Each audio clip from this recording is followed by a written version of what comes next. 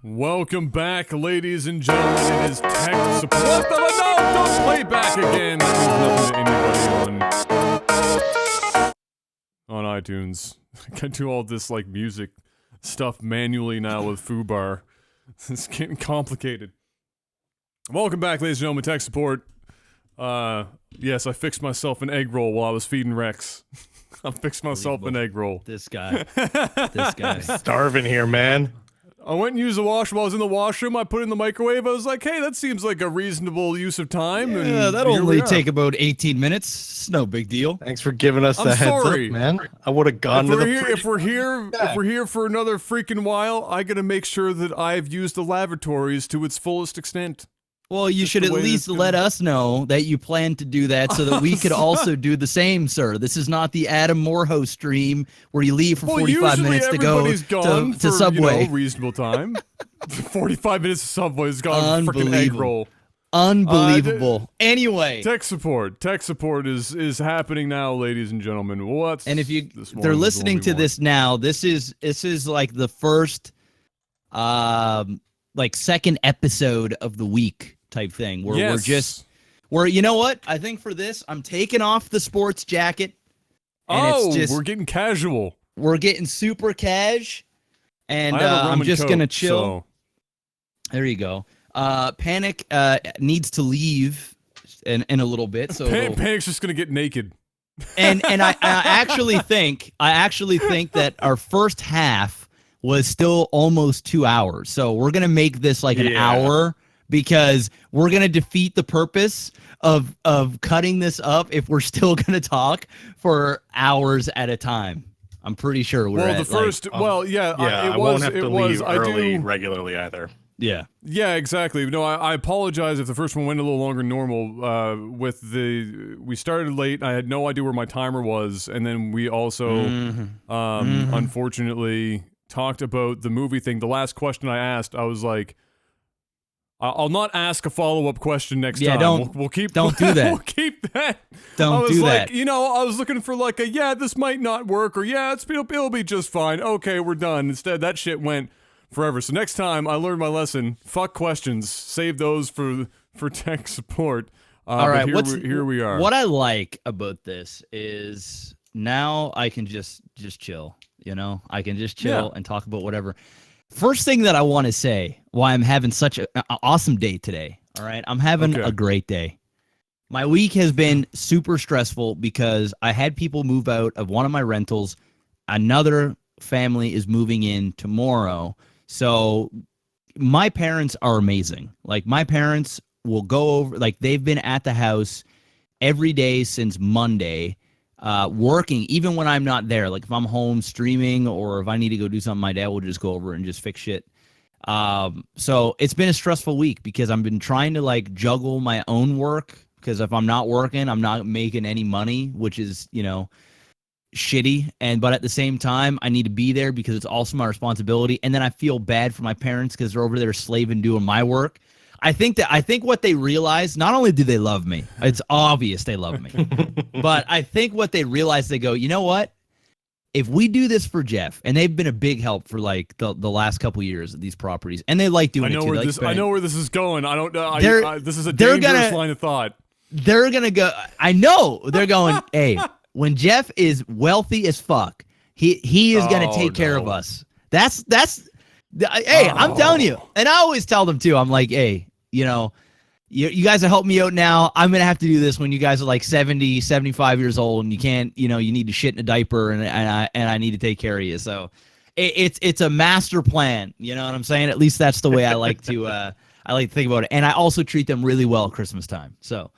It all kind of works out. So that was going on. But why my day was so awesome today is I finally got a delivery for my car. My car is officially on a ship called the Turtle, of all things. It's called the Turtle. Rip. So hopefully it doesn't get here that slow. And the crazy thing about it was last night I had a dream that I got a phone call today saying that my car was on its way here. And then I got a text today. He said it's on a boat. It will arrive July 3rd. Got some bad news, Jeff. You know what's fucking crazy? You know what's crazy, Jeff?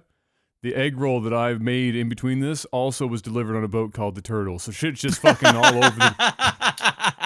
This is why it took me so long, man. It's overseas shipping. Shit. The container ships, they don't get here awfully quick. They don't. So for those who are just listening to this, we've changed the format. If you're on the RSS feed or on YouTube, we've changed the format a bit where we're doing 2 separate segments for you guys. One long stream for Twitch. 2 separate segments now that are shorter than our one long form, in theory, than our long form. And it also allows us to do this, which is tech support for a longer period of time, which means we get to answer more people's questions and just relax.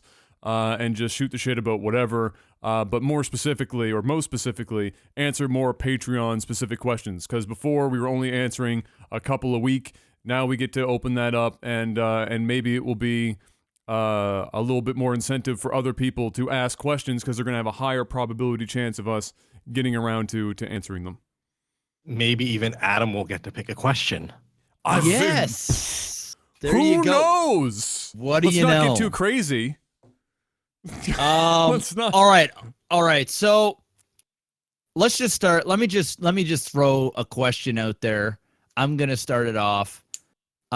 Something light from Toe to Steel, who is a $100 boss and has been for 3 months. Legend. God damn, Toe to Steel, you're the man. He said, "What songs would be your personal straight fire mixtape?" And I guess we'll leave this. Well, I was gonna say we're gonna take this down to 5 songs. 5 songs, because we can't. And you know what though? Instead of putting too much thought into it, I think what you should do is you should then pick songs that first come to your mind. Because if you're songs. Let's hear them. Fuck. All right, Weapon of Choice, Fatboy Slim. That's a good one. You know that song. Yep. Then you got Fortune Days, Glitch Mob. That's one of my go-tos. I don't think I know that one. It's a niche song. Okay. And then this one's more recent. I'm gonna go with Immortals from Fall Out Boy. Mm-hmm. That's a good song. And then this is taking it real back. Bye bye bye. Yeah, let's go. Yeah, that one's got to be on there. And then Straight Fire mixtape song number 5. Ooh, that's actually a tough one. I'm gonna go with 3 Doors Down Kryptonite, because that's always been one of my go-tos. I thought we were gonna hear PanicSwitched. That is on my Straight Fire mixtape, but that's like number 10 or something. All right. So are these only supposed to be like hype songs? Like, is that what we're No, doing here? just like, what you No. consider Okay. fire. Like what you know, if you had to pick Just 5 songs on that an I island enjoy right listening now to. Okay. that you had to listen Yeah. to, the same 5 songs, you know, okay, I'm gonna go. I'm not even putting much thought into this. First one that came to my mind is Mo Money, Mo Problems.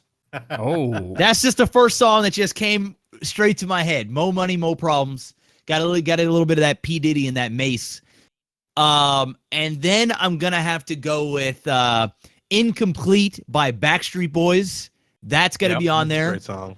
Started from the Bottom by Drake. That song gets me hyped up as fuck every time I hear it. And then I'm just going to have to go right back to the boy bands. I'm going to have to go This I Promise You by NSYNC. And I'm also going to have to throw out Larger Than Life by Backstreet Boys. It's a lot of boy band shit. How many is that now? How many are we at? You're at like 6. Dude, I'm not keeping track because I'm trying I'm the worst person to ask these questions because it is impossible for me to fucking just on the spot. So I'm sitting here struggling right now. You take your time.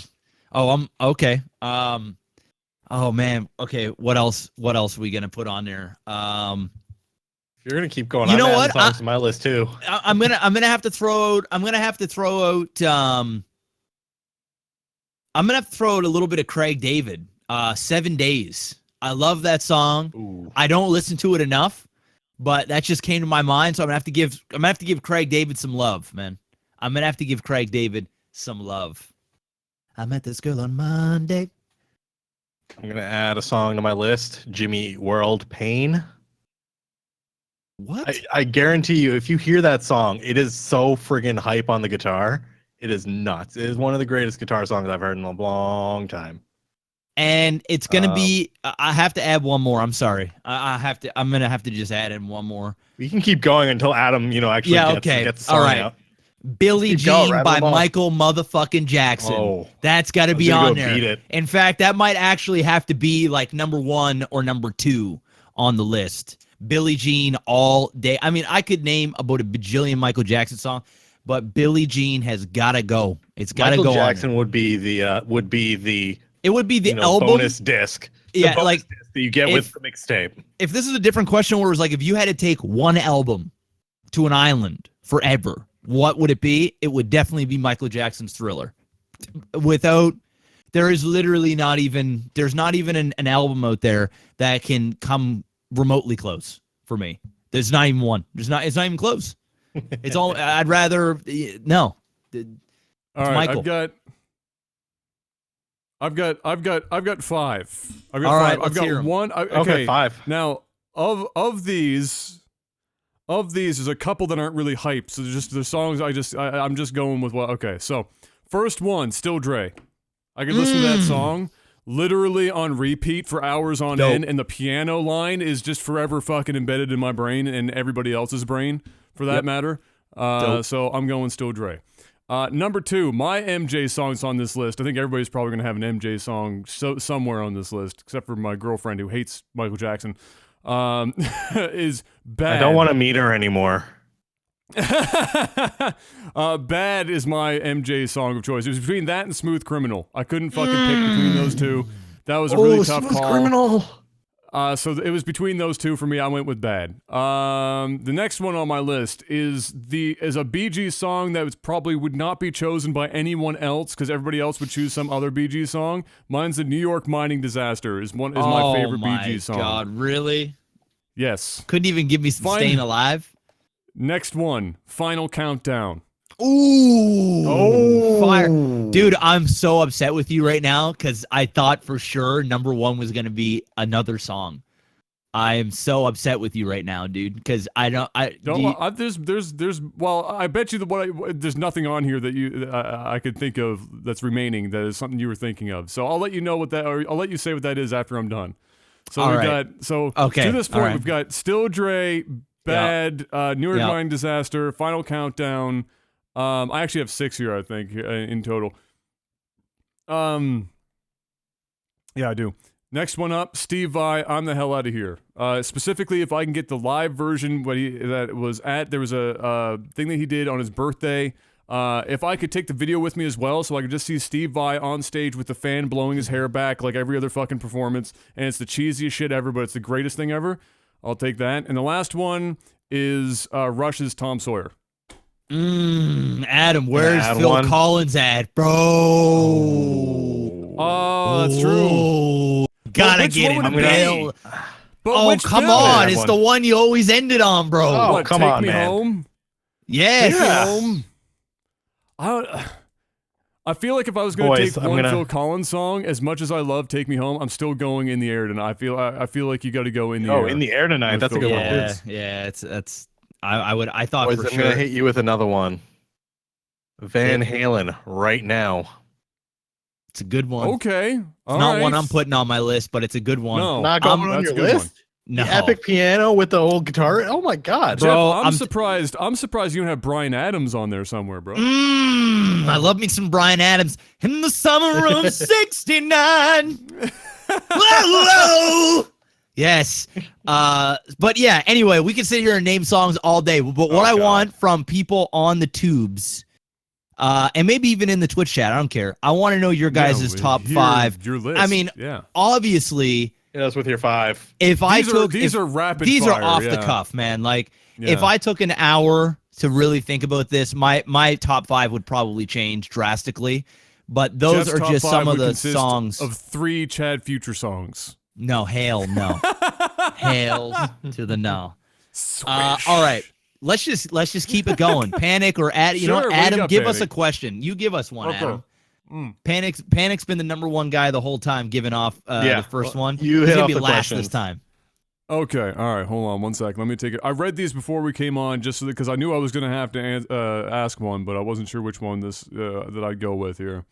But I mean, if you can't really figure one out, then you can look at last week's too. Yeah. Oh, here's this one's easy enough, I guess. What video game universe would you most want to live in? You'd have the skills, powers like the characters you know from the universe, but which one would you prefer to be in if you could choose any video game universe? I'll expand this a bit. I'm gonna cop out. Okay, go ahead, expand. I'm going to expand it a bit because if not, I feel like there's going to be some cop out. I even have a cop out, but we'll expand it to TV, movie, video game. Like if there's a universe that exists there, some sort of fictional universe that you could be part of. Oh, you want it now? You want to go into TV too? Okay. Well, just any fictional. Well, let's do one video game and then one from all other media. All right. Well, my one does it for all of it. And I'm gonna go Star Wars. Okay. Flat out. If I gotta pick a universe, I'm going into Star Wars. I want to be a Sith, and that's the show. Fair enough. You realize though that means that you die no matter what, like usually faster than everybody else. Yeah, but I want to be a powerful Sith. I want to be a powerful Sith. I don't want to be a Sith. A Sith. I want to be a benign Sith. But I want to be a powerful one. So if I go down by some crazy Jedi or some shit, or I'm the Sith that's fucking people up, then so be it. But I'm gonna be the most powerful Sith that there is. You got the red lightsaber. You've got the dark side of the Force. You've got the cool like fucking cape and get up. Usually you got some battle scars and shit. You're dark. And that's it. I think it'd be cool to be someone like Darth Maul. I think that'd be a cool Sith to be because you're badass, you're feared. I'm gonna go there. Okay. All right. What about you, Panic? I'm gonna go with one in the vein of the question, and then one from the TV side of things. So from video game perspective, I'm gonna go with Mass Effect Andromeda. Just because it's the Mass Effect universe. Mass Effect for this? There's a reason for that. There's a reason for that because it's still in the Mass Effect universe as a whole. No, I know. But on top of that, they literally went to like a new galaxy, and it's like completely unexplored. It's not a huge amount of people. You can really make your mark there. You have all the tech and the abilities of the Mass Effect universe, and everything is freaking new. In the video game, it is, but in general too. Like, that would be a wild ride for me. Like thinking about you're in the frontier where no human has ever been before, completely like like frontier exploration. But the question is, Panic, do you have a fucking lightsaber? No, but I got a friggin' Omni blade, which is a light blade on my hand, just as good. All right, okay. I mean, it's all your, right. it's And I got space magic. It's your So place. what's the Magic. TV one then? It's not Star Trek, is it? Hands yeah, of down. course it is. Hands down, Star Trek.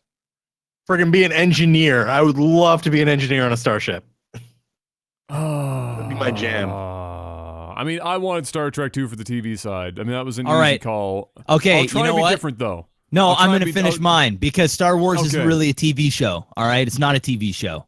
Okay, it's a Okay. video game and a potential All right, what movie, do you- but we'll go on the video game side. Here it is for me. Okay. TV, Dragon Ball Z. Take me there. Vegeta. Now that is my number I mean, one. you're- Star Wars is number two. I'll take the ability to form a Kai Blast and do a fucking Kamehameha or a fucking Destructo Disc or a Gatling gun or whatever. Give me it. I would absolutely go insane. That's my number one. Hey, Jeff. All right. Your stream's got enough of the filler material there. Damn right. Oh my goodness, man! It's right there. The gaming side is really hard for me to pick from, honestly. Like I thought about Mass Effect, and I was like, that's. Oh, I know your seemed answer already. Yeah, but I don't know what my secondary pick would be for the video game worlds. Like I honest to God, the struggle would be Not Morrowind. very real. No, fuck that. I think that would be Morrowind boring, is dude. more. It's not that Morrowind would be boring. Morrowind is a death pit. Everybody's fucking not making it out of their 20s in that world. People are getting fucked up constantly. So no, I'm good. I'm good not being in Morrowind's world. I mean, you know what? Video game. I'd go with the Mist world if I was part of Atris's family. Being able to travel in the books to different the different Just solving ages and puzzles? stuff.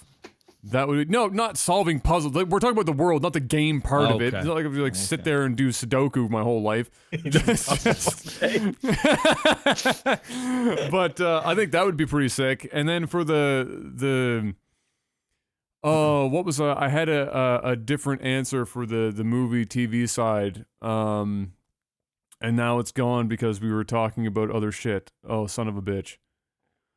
Well, Panic, you think of your Fuck. question while he's... Can I pick? Trying Can to I pick figure one out- from a book? No, Go for it. no, because that's Mist. No, you say no? No. Well, no, but Mist is the video game. But I guess so if I can't do from a book, then TV. TV Okay. show, Adam. You can manage. I believe. Okay. You're going to go Star hold Trek, on. man? No, I don't want to because that's already been picked. So now I want to go something else. That's You want to go that's where not no that. man has gone before. Yes, Boldly exactly. gone before. TV. I got this. No problem. Fuck it. Pokemon. Let's go. Oh, my God. You're okay. You know what, though? You know Fuck what, off. though? Tell me it I wouldn't would be fuck- fire. I would fuck with some Pokemon, bro. You know what? If that shit was, if that was real, how fucking cool would that be? I'd have Pokeballs. I'd be fucking going out in the woods. You'd have I'd a be running Pokeball around wall trying to. behind you. You'd have Yeah, instead of a yes. retro wall, you'd have a Pokeball wall. Exactly. I'd have all my 151. Fuck every other thing out there. It's 151 or nothing. That's it. I got my 151 Pokemon and my Pokeballs. I'm going to gyms. Yes. I'm fighting people. I think it'd be fun. I I'm only with you want on original that. Okay. OG Pokemon. Oh, OG or nothing. I don't want 846 Pokemon. I want 151. Done. Yeah, That's I all don't want I it. I don't want an ice cream shaped Pokemon. I don't want a horseshoe shaped Pokemon. I don't want Watermon.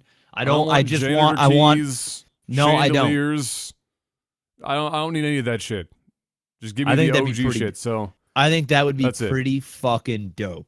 Pokemon would be fun. Not as cool as Dragon Ball Z, but it would be fun. The one that I was going to go with that's kind of in the Star Trek thing, because a lot of people want to see what the future's like, right? So that would be kind of cool to whatever. Rama was going to be my follow-up to that, which is why I wanted to go with book, because technically it's a game as well, but it was a book first, and it's, you know, I think that'd be pretty sick to be able to see, because it's not like Star Trek involves a lot of shit that we're literally never, like, we physically can't fucking do, but Rama actually is seated in some sort of reality, so I think that would be kind of cool. But Pokemon and fucking, you want to be the very best one?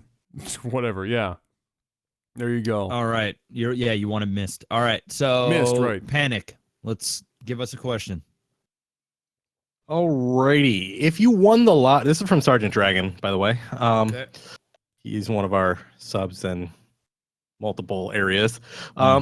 If you won the lottery and properly set yourself up with functionally infinite money, what would you do with it? Personally, 2 chicks at the same time, man. That's what the writer said. That's not Panic. That's not me. That's what the writer said. Sergeant Dragon. Sergeant said that shit. Do you really need to have infinitely amount of money to have 2 chicks at once? You just need enough alcohol and daddy issues, and you can make 2 chicks happen at once. I've been there before, and I was broke as motherfucker. Broke as shit at the Trust dome. Me, you don't need money for that. Damn. All right. Infinite amount of money. Do you already know Panic? Because this is gonna take me a minute. Infinite is such a weird thing, because at that point, then you just solve all the problems with money you can. Yeah, the way I see it is like, what would you do with yourself, and then kind of what would you do with the money type of thing. I'll break it down into a 2-parter. Yeah, I mean, for me, I would obviously do the whole stop working, whatever, and I kind of want to just build stuff. Like, I've been having that craving where I want to, I've been designing a bunch of things. I want to, build them myself. I want to acquire the skills to do so. And, go in that, kind of, again, go back to the roots a bit. But then at the same, simplify my life in that respect. But then at the same time, with functionally infinite money, I would kind of go with the Bill Gates route. Pick a problem that I see that's not being addressed, and then try to address that. One for me personally that I feel like is important is education, right? If I have functionally infinite money that I can solve some kind of major problem, I would make it so that people are not so stupid. And the main reason they are at this point in time is because of the lack of education and how the education system across the country. I love how you said that. Many areas. Just so, because they're so stupid, we're gonna fix that shit. Yeah. Okay. Yeah. I get it. I get it. It's not their fault. It's a lack of education. It's a lack of critical thinking. Everything's gotten down to the point where it's you have to. It's more like rote memorization and conformance rather than critical thinking and problem solving. And it's a function of money and people not being willing to spend it on education. Yep. So with functionally infinite money, that's something you can fix. Well, for me, I wouldn't, I'm gonna take out for obvious things, stop world hunger and generic shit like that anybody is gonna say, oh, if I had all the money, nobody would be starving. Obviously, but I'm gonna be a little bit more selfish.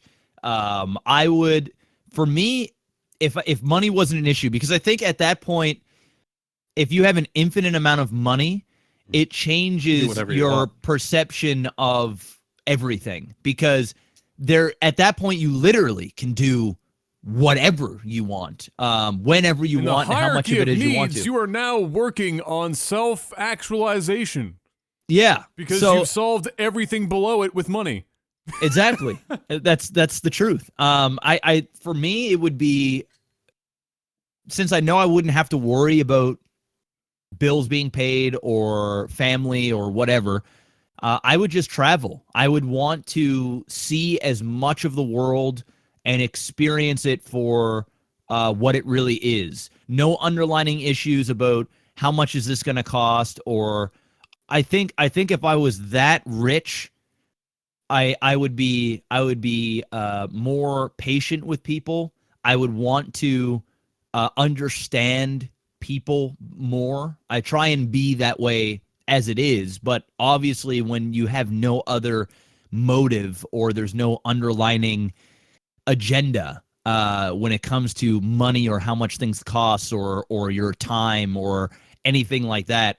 I think at that point it is just using my time to enjoy life as much as I can. And I don't mean by buying the flashiest jet or whatever. I mean, I think when you're that rich, you almost have to bring it down to simpler things. You almost have to eliminate all of the expensive shit and be a person, because and for once as a human being you can actually be. There's no responsibilities in terms of where you have to be for work or having to pay this bill at this time or working on some sort of status thing or anything like that.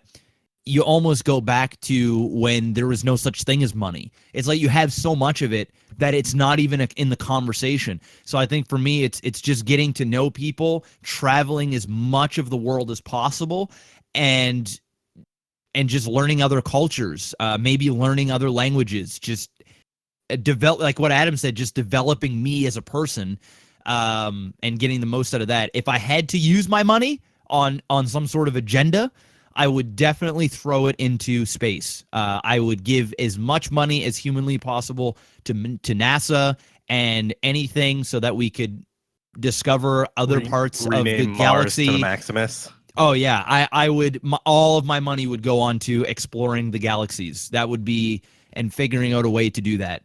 Obviously I couldn't do it, but I could pay people and give endless amounts of money so that they could endlessly attempt to do what no man has done before. But I think it would just be me working on me. That would be it.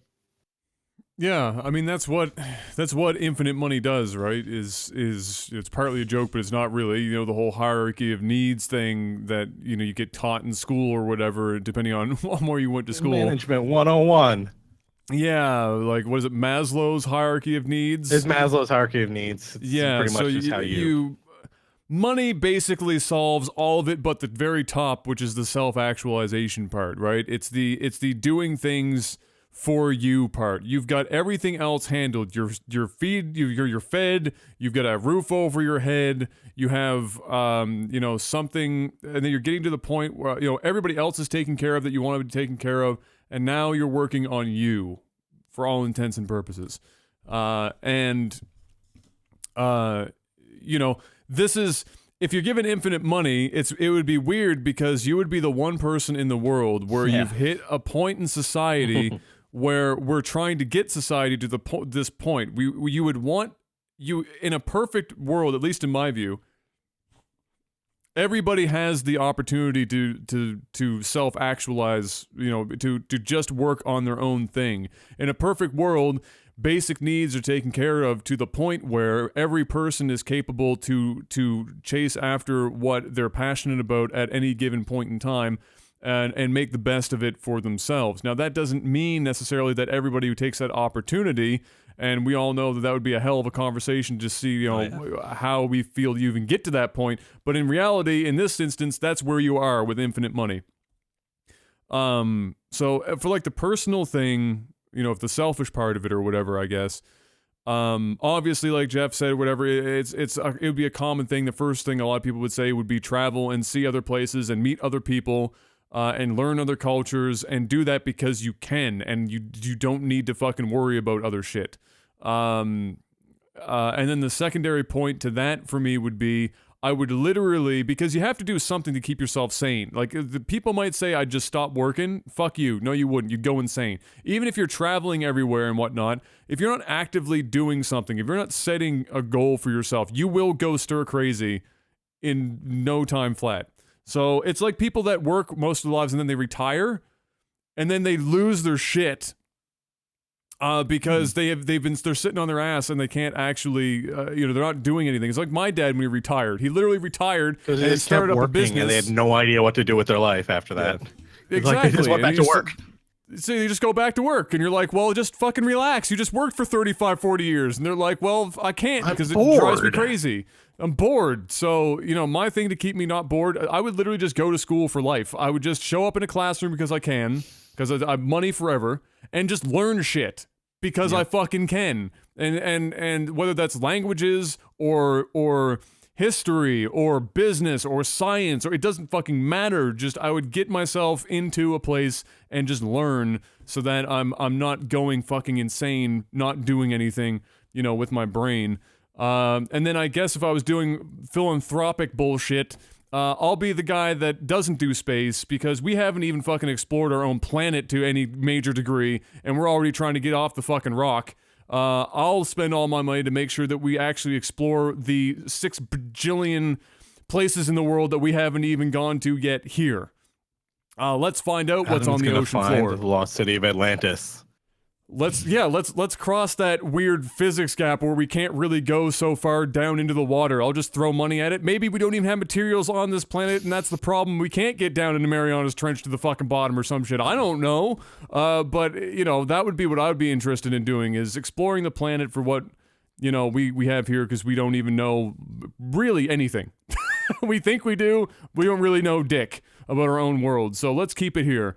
And that would be pretty much what I would do. Is just, it's the same thing. It's self-actualization, and then, yeah, I guess, I mean, world hunger, cancer, the whole fucking whatever. It's, you know, Of sure. course, yeah. Yeah. But, yeah. And then I guess the thing, like, Panic kind of touched on the whole thing of, like, where do you start? If you have infinite money, where do you start to bring everyone else up to the point where money isn't an issue, or society gets to the point because everybody is so fucking intelligent. I wasn't even going that far. I'm like, let's just get the first step, all right? Yeah, well, exactly. But that's like yeah, like, and some people would say, well, you know, throwing money at the school system doesn't necessarily work because some places already get lots of money and they don't do all that well. But here's the problem. Yeah, it's not necessarily that the money is the problem, it's the people that are taking up the jobs. And as it stands right now, it's how the money is distributed. So if the teachers who are actually teaching are given appropriate compensation for what they're fucking doing, and given enough teachers so that they're not 46 kids to one fucking teacher, and all these other small things, giving a higher probability that people that are actually good at teaching and who want to teach will go into the system because it's not nearly fucking impossible and doesn't pay enough for a lot of people, then maybe that's the part or the start of the solution. But then some people would say, well, if they're given too much money, everybody wants to be a teacher because the money's so fucking good. So well, that's part of it. Like, part of it's fixing the resource allocation problem. So that, and that's like a more of a micro level discussion, per region or whatever, you do the resource allocation. For me personally, I was thinking about it on the more macro level where it's the big picture. Because a lot of the problem is how we're teaching, how, these programs are put together. It's like, it's all doing, teaching for the test, teaching for the next step. It's not, so like a lot of people don't pay for those studies. They don't do the analysis for, what is really the effective ways to teach, for, different age groups. So I'm thinking more, do the analysis, spend the money on that research and figure out what's the best way for each individual. Because it might not be 1 through 6, 7 through 12 college. It might be first, second, whatever. Figure that out and then come up with a way to restructure the system so that it benefits, the students that way. And then also deal with, make people want to be teachers. How do you do that other than necessarily just money? How do you make it more engaging, more fulfilling? How do you make it not be, churn out ridiculously crazy people, who don't do the analysis and just listen to whatever alternative facts are thrown at them? Yeah. Well, I mean, there's home life shit involved in that too. Yeah. But teachers definitely go a long way with that. What's for sure? What's our before I turn this into politics, because that's where I'll go if we don't get off this topic. Let's get another question. All right.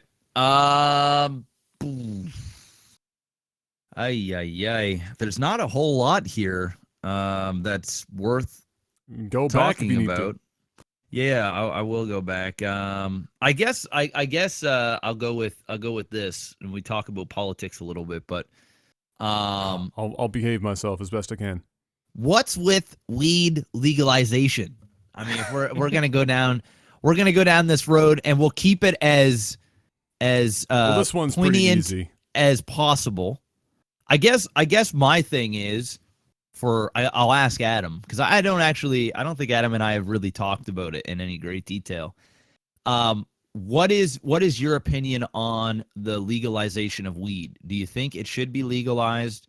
Whether you care or not, because that's kind of irrelevant. Do you think it's a good thing? Do you think it's a bad thing? What do you think? So I guess to start with with weed itself, like what my thoughts are on weed, because it kind of influences obviously the rest of that question, right? Like, what do I actually think about it being legalized? Like, if we were talking about black tar heroin, and all of a sudden the government's like, shit, yeah, we should get in on that fire. No. Yeah, so it's a different story. But this is weed.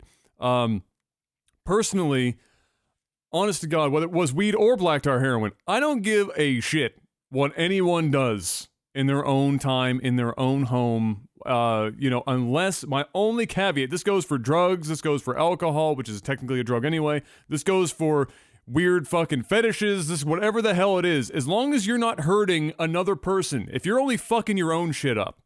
Yep.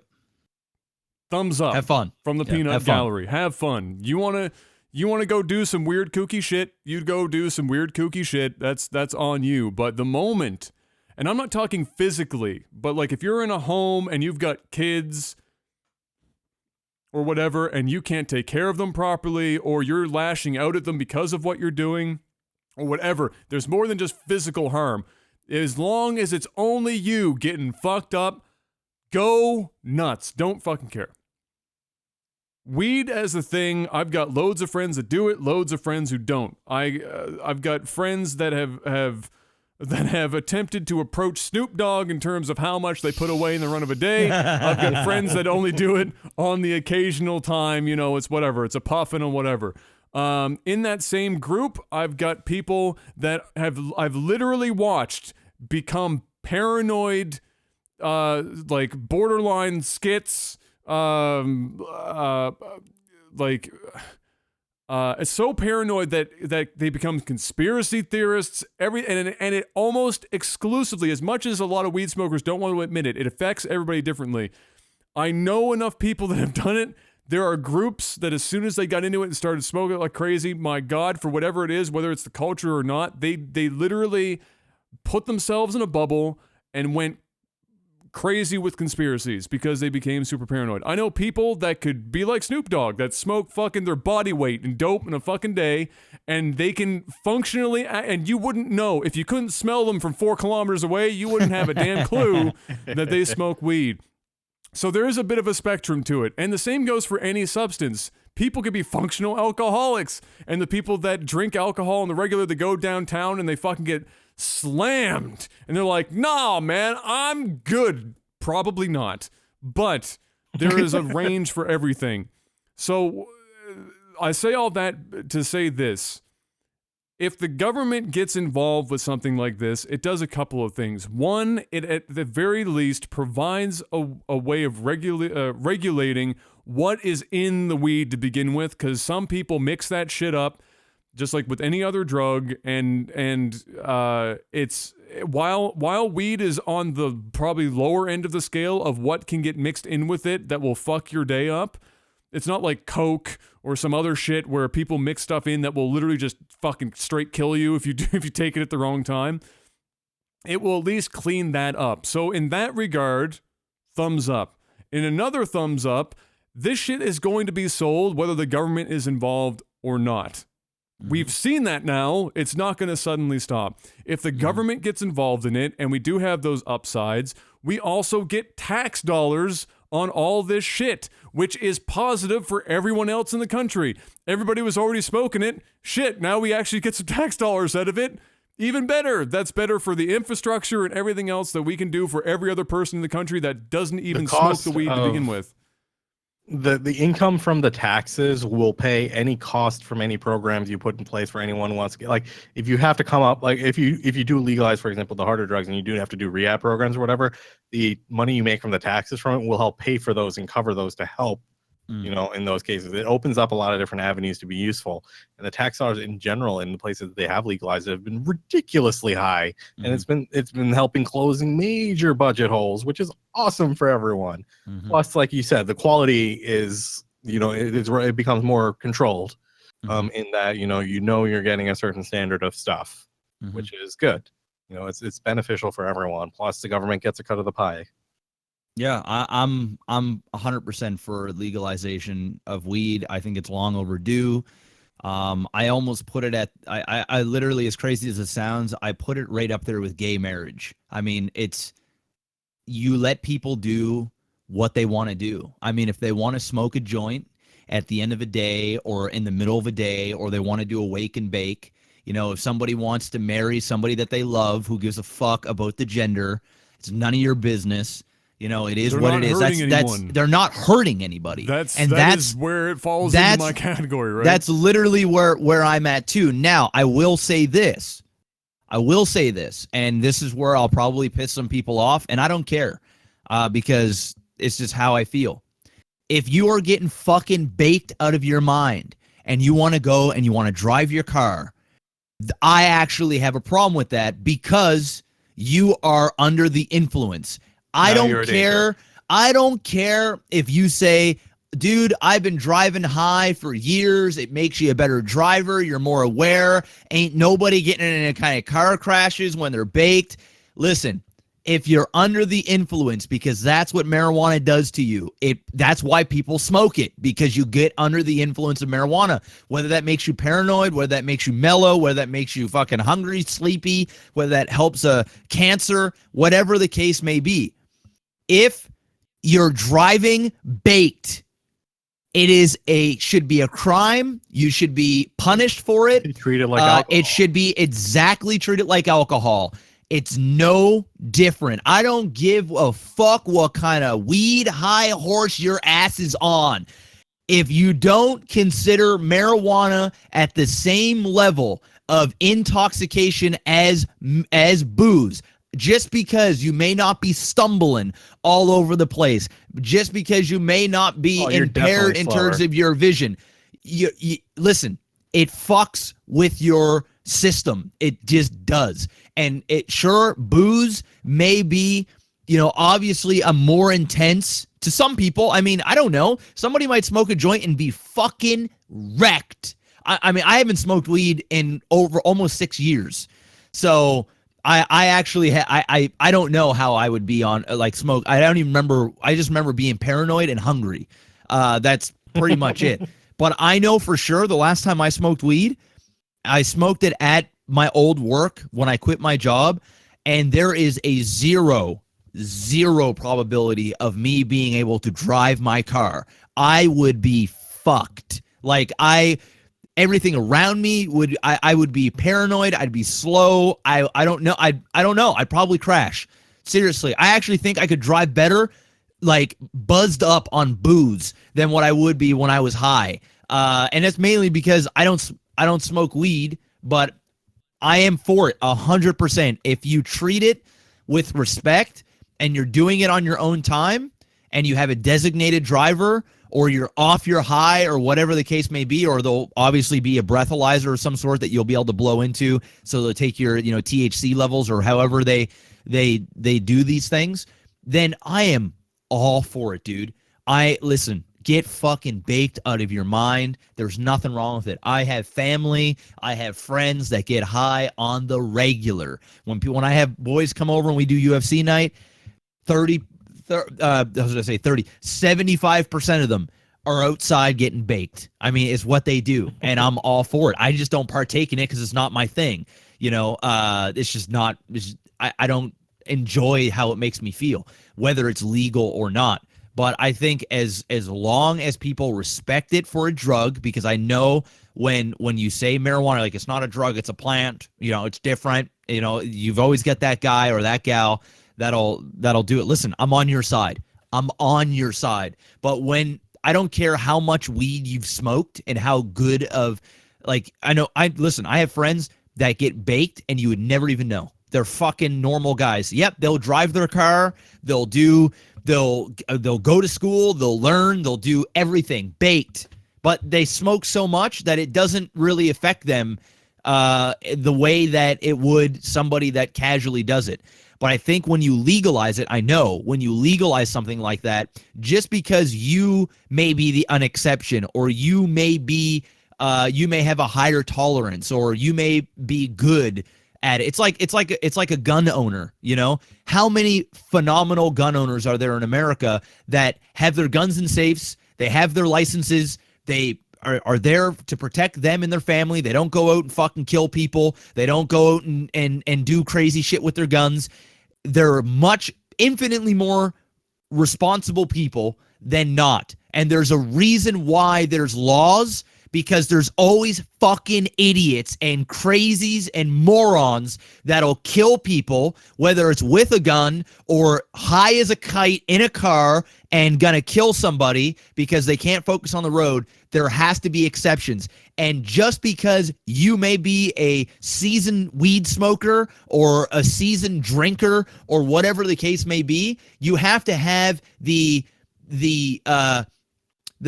mental capacity and the compassion and get off your ass to realize that you are not the center of the fucking universe. Get over yourself.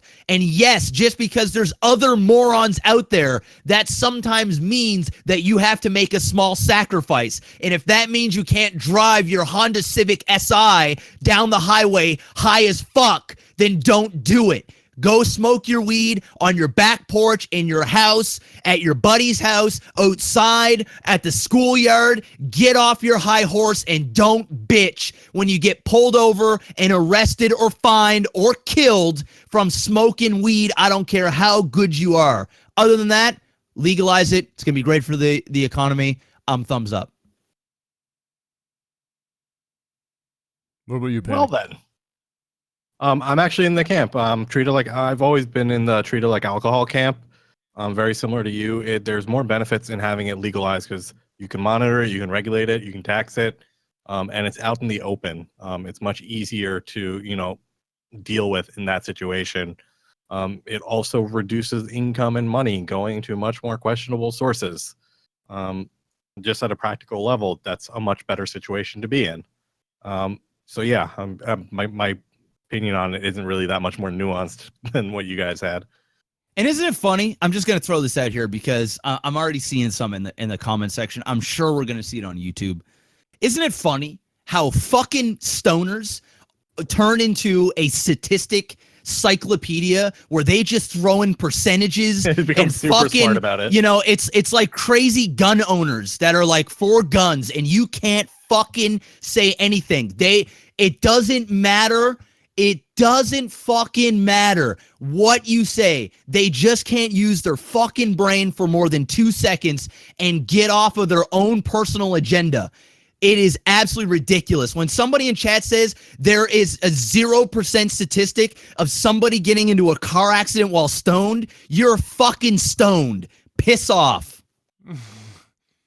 Dude, sorry. I had somebody in my stream chat yesterday literally defend the police officer that just got off the hook for shooting that dude in the car a year ago. I can't remember the guy's name right now. Yeah, 7 times. Yeah. Well, he shot 7, he hit 4. I had somebody literally sit there I'm gonna and just defend that shit for like forever and ever, and I was just like, I can't meet where you want me to meet. I think you've actually gone off. I'm going to split the difference here because I'm going to defend part of it and not another part of it. The first part of it is that dude fucked up like royally. He should have been charged and he should have been found guilty.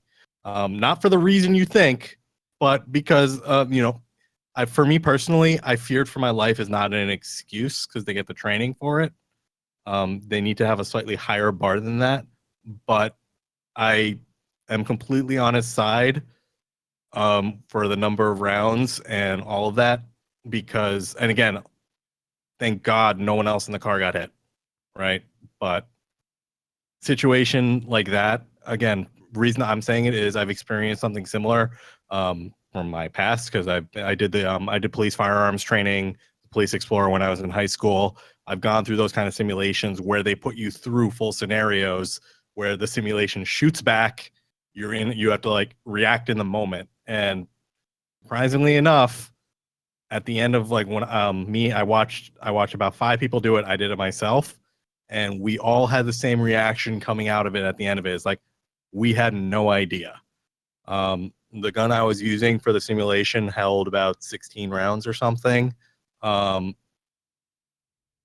emptied it in under 3 seconds. Like, that was the show. And in my simulation, the guy pulled a knife, jumped at me. I emptied it under 2 seconds.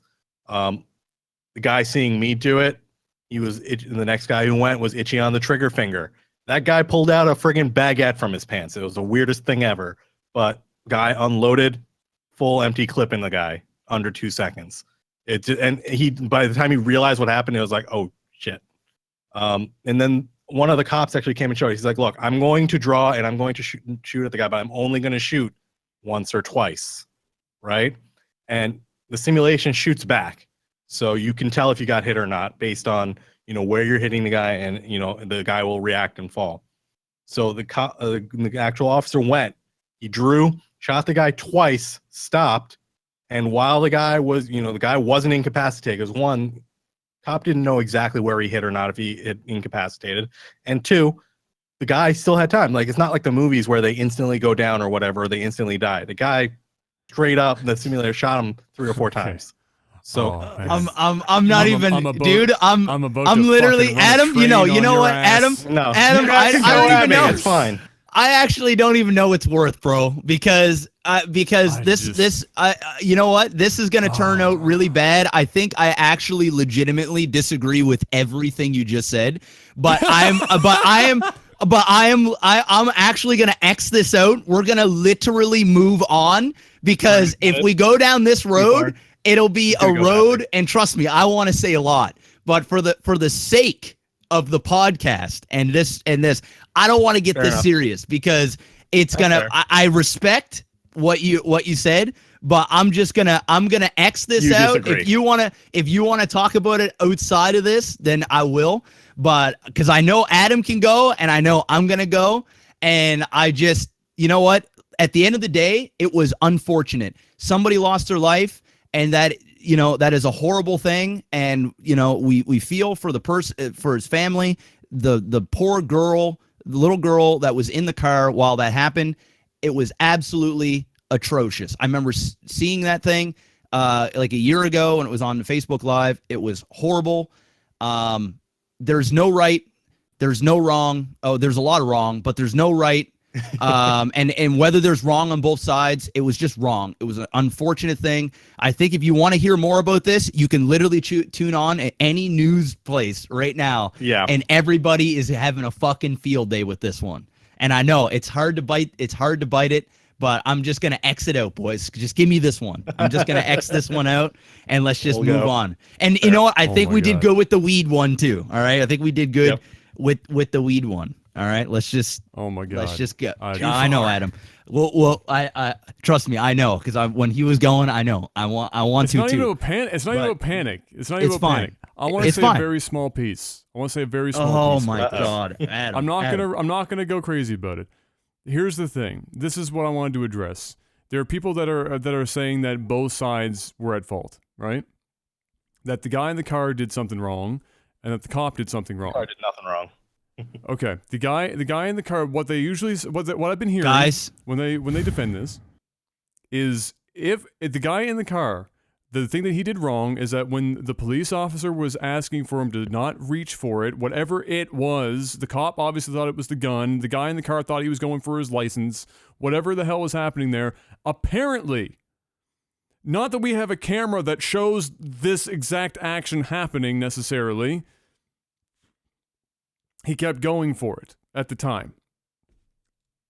That's like the one thing that I could maybe make a case for that he did not completely by the book, because literally everything else, 99.99999 Hitler 999%, he did better than literally everyone else in that situation would have ever possibly done.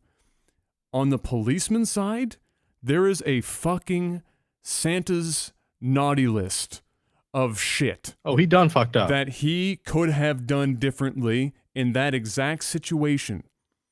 That literally anyone with a brain larger than my left nutsack could have fucking come up with. Even if both sides are at fault, the cop is still the one ultimately responsible for what goes down in that situation because there was no weapon drawn. He was even informed by the guy, sir, it wasn't even, I've got a gun. I just want to let you know. It was, sir, I'ma blow you if you need me to because I'm black at a fucking traffic stop. But I just want to let you know. I'm concealed carry right now.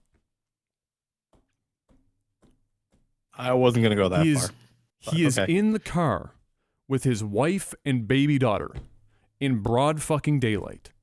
What exactly lottery struck by lightning chance is there that this guy is going to pull out a gun that he is told the cop he is concealed carrying and light this fucking cop up like a Christmas tree and drive off like Bonnie and Clyde and fucking run away to Mexico? What exactly are the odds of that happening? I'll tell you, it's basically zero. Even if that was the case and something was going to go down, all the policeman has to do in this situation, the moment the guy says, I'm concealed carry, you don't ask for his license at that point. You know why? Think about this. Logic train. What does somebody have to do to gain their license to give to you? Jeff, can you answer? What do you have to do? Adam, what do you do? I'm not here. I'm not here to answer anything. I gotta go, boys. I gotta go. All right. Panic actually has to go. Whatever that is, Panic. Hopefully it's. But yes, Adam.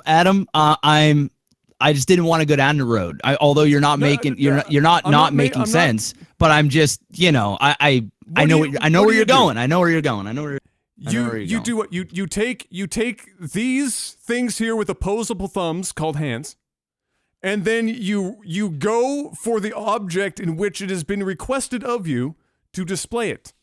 Now, if the policeman is concerned that this black man with his family in broad daylight is going to reach for his already disclosed concealed carry to shoot him in broad daylight for everyone to see, then you don't ask for the license where he can take his hands that God's gifted him to turn doorknobs and use for a spoon and fork and reach for his license to give it to him. That actually creates a problem whereby the policeman has to either ask him to not reach for it because he's not sure if he's going for the license or a gun, not that he's likely actually going for his gun.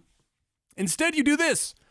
Thank you for informing me that you are concealed carry right now. What I need you to do is I need you to roll your window down. I need you to put your hands on your head. I am going to open the door for you. You leave your hands on your head and exit the vehicle. I'm then going to cuff you and get the license myself because I am concerned about the situation in which I am stopping a black guy on the side of the street who has got a concealed carry. You know what that situation does? It eliminates him having to reach for anything short of his own dick, and it gets him out of the car and cuffed, eliminating all threats unless the child in the back crawls over the seat, gets out of the car, grabs daddy's gun and lights that motherfucker up in broad daylight, and then the kid jumps in the fucking driver's seat and takes off to Mexico to live out the rest of their fucking life. But instead, this guy asks for his license, and then when the guy goes for it, he says, don't reach for it. Now,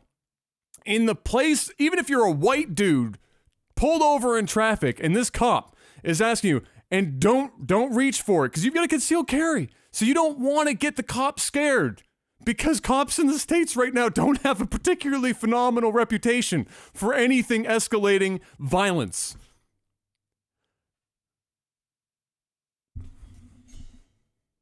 It's just, I feel you. I feel you, Adam. I feel you. So this happens. Then the cop says, don't reach for it. What do? You get concerned because this is a cop that's now concerned that you're reaching for your gun.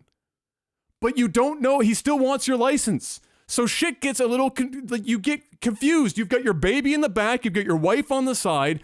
Everyone's black as the fucking night in the car, and they're already shitting themselves that the hand of the fucking God's gonna come down on their ass for being a different color. And then he goes for it because it's confusion, and the cop is raising his voice. Now you're getting even more scared. shit's getting even more tense. The cop is probably, at this point, when you listen to the video, the cop sounds scared. The cop sounds fucking terrified at that point in the video. And when you see a person in power like a cop scared, and you've got concealed, and you're black, and he's asking for your license, and all this shit's going down, it's all fucking crazy. What happens? What fucking happens? The cop loses it. He takes out his gun, and he shoots the guy. But he doesn't shoot to disable, or even wait to see if the first shot disabled. Because he's scared, he unloads half of the available bullets in his gun before he realizes that he should probably stop. 7 bullets are fired, 4 of which go into the man, and thank God, if anybody believes him or not, fuck it, thank God not one bullet touched a hair on that baby's head. And the cop, realizes, I just fucked up. And the most depressing thing, or one of the most depressing things of this whole video, is that despite the fact that this woman and child just witnessed the end of their husband and father's life, the woman is still, yes, sir, please, sir, may I have another? Because she knows now that this guy is fucking crazy. Juiced up. He's fucking he doesn't know mind. when you've just killed a man, unless you're a cold-hearted fucking asshole, which I don't believe this cop is in any way, shape, or form. He got fucking scared. He just took the wrong fucking path of logic here. He got scared. She has to know. There's a couple of scenarios here. I either get out of this shit alive, and I get to raise my daughter, or if I overreact right now, I'm dead. my husband's corpse still has a gun on it. For all I know, he's going to think that I'm reaching for my husband's gun to defend the fact that I just witnessed him kill my husband. So I have to be, yes, sir, please, sir, may I have another for the rest of this entire thing, and then watch the other police officer take my child out of the car from behind me, which is unbelievably scary just to watch. I don't even have kids. If I did, I'd probably have thrown myself off a fucking roof watching that shit. And the secondary depressing thing about all this is that what has everyone been saying about situations like this in America as a theme for the last couple of years? Just give all cops body cameras. Strap them to their chest, press the record button, and if they go on a power trip like some people have been increasingly doing so, or at least being caught doing so now, it's not like this is new, then we'll have video evidence. It'll be an open and shut case. Put them in front of a jury of their peers, and we'll just deal with it at that point. We'll review the evidence and what happened in this situation. Luckily, because it was a traffic stop, there is a camera on the dash, and it recorded video and audio of this whole fucking situation. And we witness it. And what happens? The fucking cop walks away. So now the problem with this whole scenario, other than the fact that it's completely fucked up in every way, shape, or form, is where does the public, specifically the black community, or not white, I'm not just going to say black because it's not just black. If you even have a skin tone, but you went down south for too long, my dad go down south too long, comes back Jamaican, anyone... It's a heavy tan, you're fucked. Heavy tan, anyone, now where do you go from there? You just witnessed a black guy follow everything to a T, to the point where things were getting escalating and both sides were panicking. Unfortunately, one guy was in a standing position over top of another with a gun much more readily available to him, and it happened. So where do people go from there? How are you supposed to react to this? The cop walks away. There's no recourse. So even if this cop could have been dealt with differently, or could have handled this differently, or even if this shows that there are many faults within the drafting process for how you even become a police officer in the first place throughout the States and other places in the world. We won't even fucking confine this to the States, but unfortunately, we're in the States right now. Even if that's the case, there's no recourse. So the cops that are out there, and you know they exist because everybody in any position can be a power-hungry fucking trip show. Doesn't matter if you're a cop, if you're a fucking fireman, if you're a fucking, you could be your manager at your local fucking Safeway. I don't really care. Everyone goes on power trips. There are other cops that will abuse situations. We've seen it happen already. And now they get to see this as precedent. This dude literally didn't just shoot once to kill a kid. He shot this guy fucking 4 times, 7 bullets in total, point blank at a traffic stop with a kid and a wife in a car. Where now is the legal precedent set for anyone who actually enacts some sort of inner racism or assesses the situation incorrectly? The precedent now is, fuck it, if the cop says he was scared for his life, pass him out the door. And that is the scariest part of this whole situation. If you want to defend the cop, go ahead. I don't, just like Jeff said he didn't care about his thing, I don't fucking care. I think you're completely, you're vacuum in your head where your brain should be. You've lost the net. You've gone off the deep end. You're in another fucking universe where shit that doesn't make sense does make sense. You're in the fucking town in SpongeBob where everybody talks like this. That's where I think you're currently at.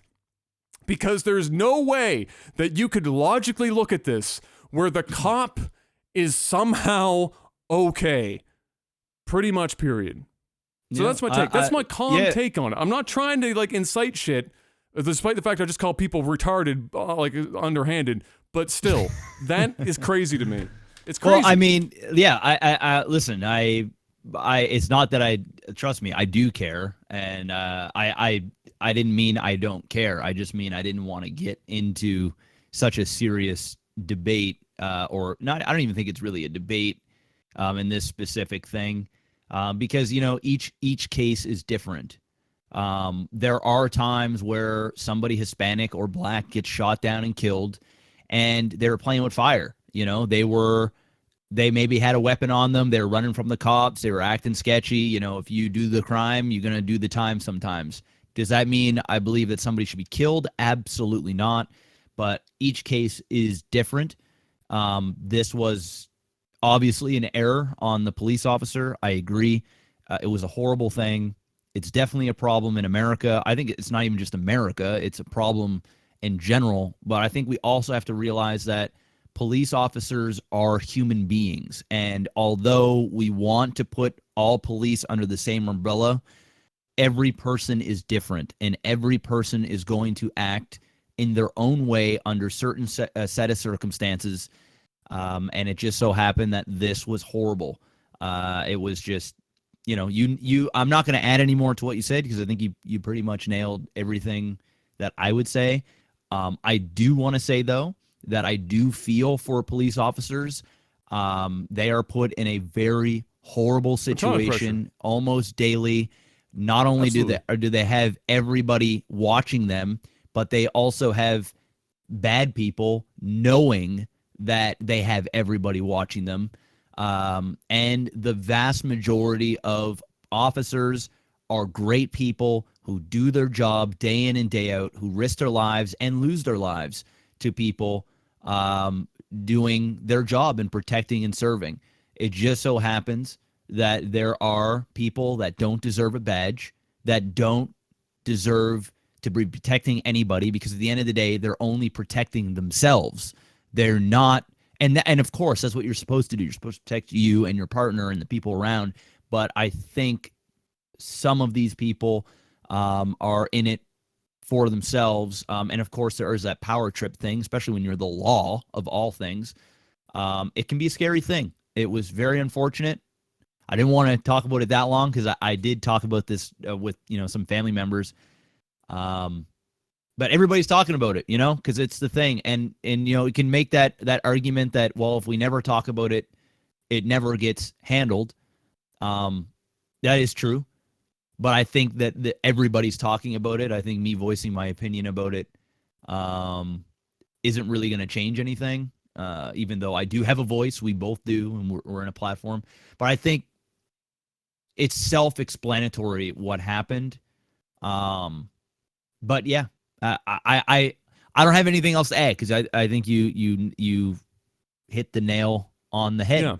It was I'm horrible. I'm not trying to blacklist all police. Just in this specific situation, it just it just really bothered me.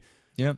How many? Well, when how you see many the kid excuses, there too, it's like it added another layer of wow. I'm not a cop. I didn't even think that long about it. And all you do is you have to take the power in your hands. You get the guy out of the car, you cuff him, you take the license yourself. If he's concealed carry and you're concerned about it, that's what you do. Well, the reality is, Adam, here it is. I'm going to throw this out and we're going to move on. The reality is he got caught up in the moment.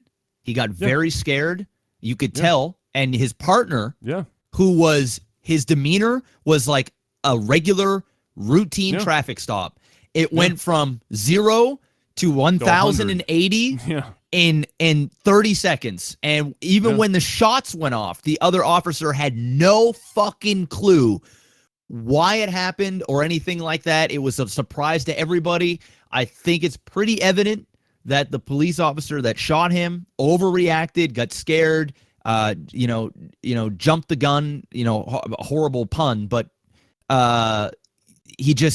it was the moment. Do I know how I would act in that moment? I don't know. I mean, for me, I would like to think that I would have done everything that you just said. But like I've said before, when you have a gun, and that's why I'm not a big fan on guns to begin with, when you have a gun, you just don't know how you will act in certain situations, whether you have the best interest of you or someone else. In the heat of the moment, things can happen, and your body can just do things out of reaction, fear, whatever the case may be. And that's the show. It was horrible. Once again, we feel for everybody involved. And hopefully we will continue to fight the good fight and hope that things will change. I mean, we could get angry about it. And it is very, very, very, it could infuriate. Well, it's a charged topic, right? Yesterday, I talked about this on my stream yesterday. Oh, I'm sure. Full disclosure. I'm sure, yeah. And I lost my mind because, like, I stopped caring about some of this shit a long time ago. But it is what it is. And I agree with what you're saying. It's crazy. In a situation, stuff gets crazy, but that's exactly why in that moment as a police officer. Well, there's training and stuff for those sort of things too, right? There's training for those circumstances. But then again, no matter how much you train when you're put into a real life situation, it's one of those things. But then you got to ask yourself, well, how many routine traffic stops has he done in his career? It's not like anything is different. It just so happens he's black and he told you that he has a gun on him. And I think the combination of both, whereas like he's black and you also heard the fact that he's got a gun.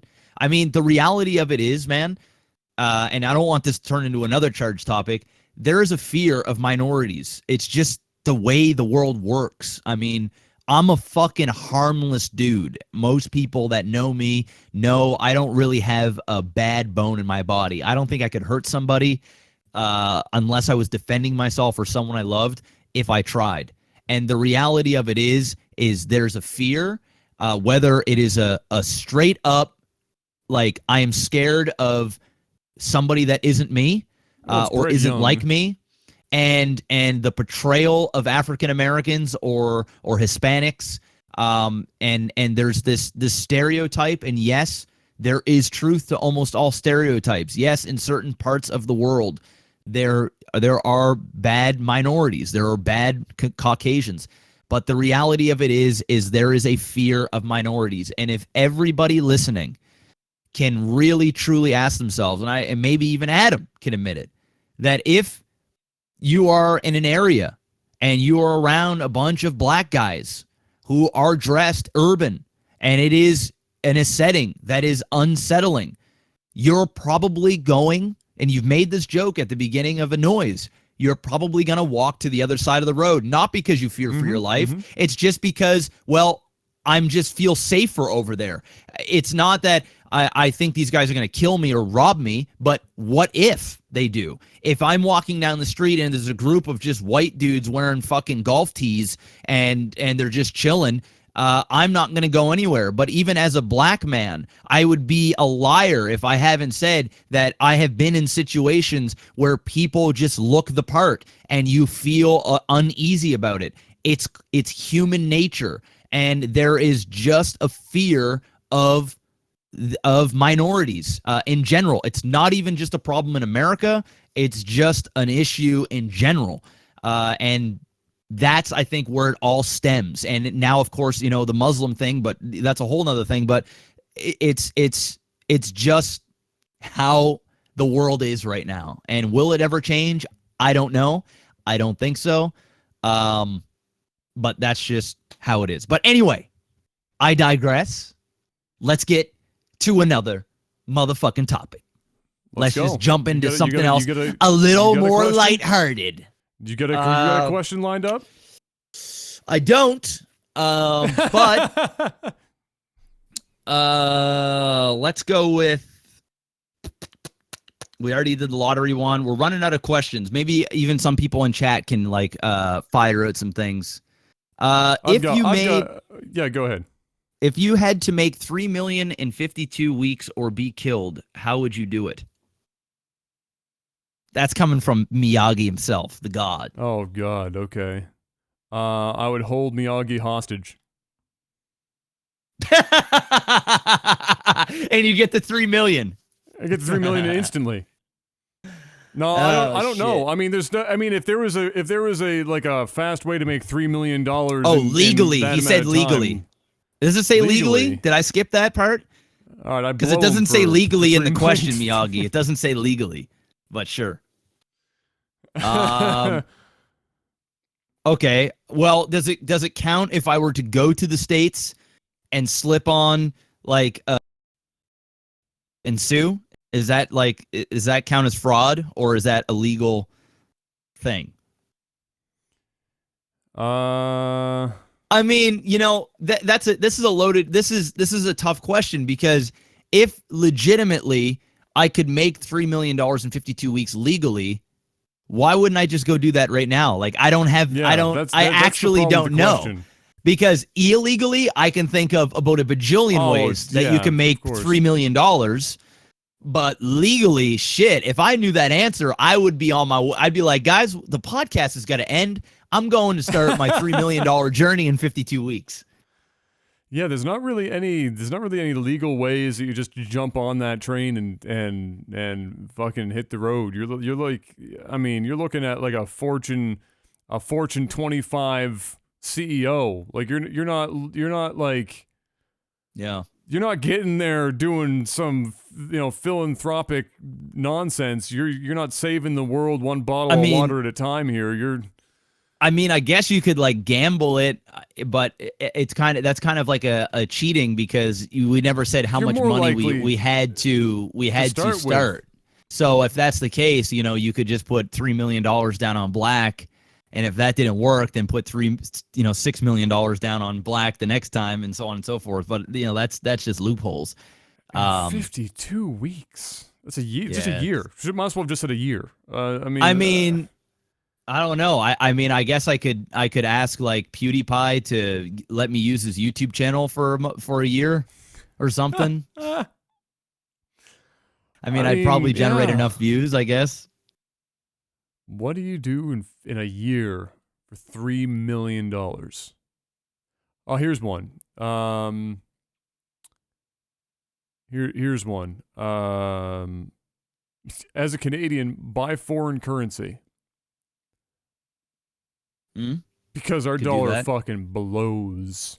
But again, it's one of those, you have to have a but we bunch don't of money. know. You'd have to have a shit to make 3 million. You'd have to buy a lot of currency. And then you'd also have to rise at some point too, because our dollar's been bad for a while. So it'd be kind of a gamble to think in 52 weeks you could turn over 3 million. But yeah, it's definitely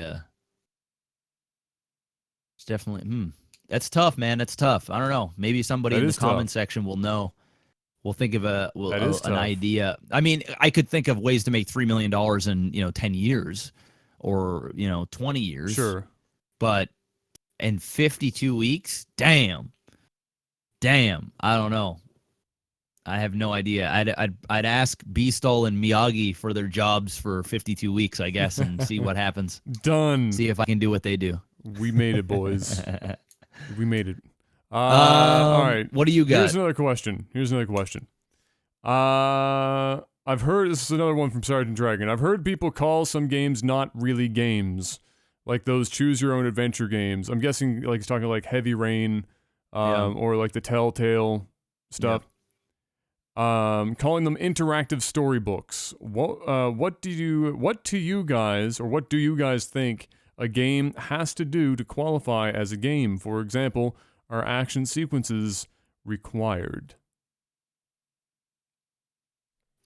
I mean, I consider the Telltale games a game. I consider any type of interaction a game. I mean, I consider a board game a game. It's a game. It just so happens that one's in video form. If we want to get technical about it, are they the most technically sound stuff or challenging? No, but they're more of story driven interactive storybook. That's pretty much which is exactly what he just said in the question, right? Yeah, but I mean it's still a but video does that game. disqualify it? Yeah, I was gonna say, does that disqualify it as a game? I don't think it does. No, I don't think so. No. I don't think so. Yeah, I'm in the same boat there. I mean, it doesn't have to be a lot to be a video game, other than being in video form, and representing some sort of interactivity for all intents and purposes. You'd be more apt to say the genre would be interactive, novel or something like that. But it's still technically a game. Yep. Yeah, I don't know. I don't see the. I don't see how somebody could not, want to call that a game, because, again, I guess where would the line be drawn? Do you have to be able to press A to jump more than 5 times? Like, is that when all of a sudden it becomes a game because you've arbitrarily had an action happen more than a set number of times? I feel like over the course of the game. I feel like those type of games are the entry level of a video game. I think that's about as basic as it gets, without just simply watching Final Fantasy, animated movie or something like that. It's about as close as it gets. So I think it's like the entry into what would be considered a video game. If you go any less than that, you're just watching cutscenes, and I mean that at that point it's not a video game. You're just watching a movie or whatever. So, but yeah, it's definitely the borderline for me, and it's not my favorite genre. But if the story is really really good, then sure, I'm down to play it. Some of the Telltale stuff was pretty decent, and then usually they have a really good first few episodes because the story's fresh, and then they realize, oh shit, we need to make more of these to make more money, and they're selling well, so it just progressively gets dumber. So somebody in chat said, I think one of the things that people use is there a way in which you can fail? Like, is there a fail condition in the game? And since the Telltale games don't normally have that's where people pick up on it. I mean, if that's I could see where they're coming from, but it's a pretty shit argument, because there are all sorts of games where you die over and over again and it's still a game. There's no game over screen. Yeah. There's no game over screen, right? Like, if that's the case, then go back to Mario on the Nintendo Entertainment System or some shit, where you literally have a limited number of lives before you get set back to the beginning of the game. I mean, no game does that anymore. Or not, I shouldn't say no game, but it's not like it's a de facto standard. If that's the case, then I mean, even like nothing. Call of Duty's not a game. Halo's not a game. Mass Effect's not a game. The new Marios aren't a game. Like they like that would be kind of nuts at that point. Even Boshi, for God's sake, doesn't send you back to square one. I mean, there's not really a lot of games that are going on a true failure where you have to start from square one. Not even the shit pile of a game Final Fantasy 13-3 is that I'm playing right now with Brian. That game, it's a Japanese RPG with a countdown timer. You are literally on a timer.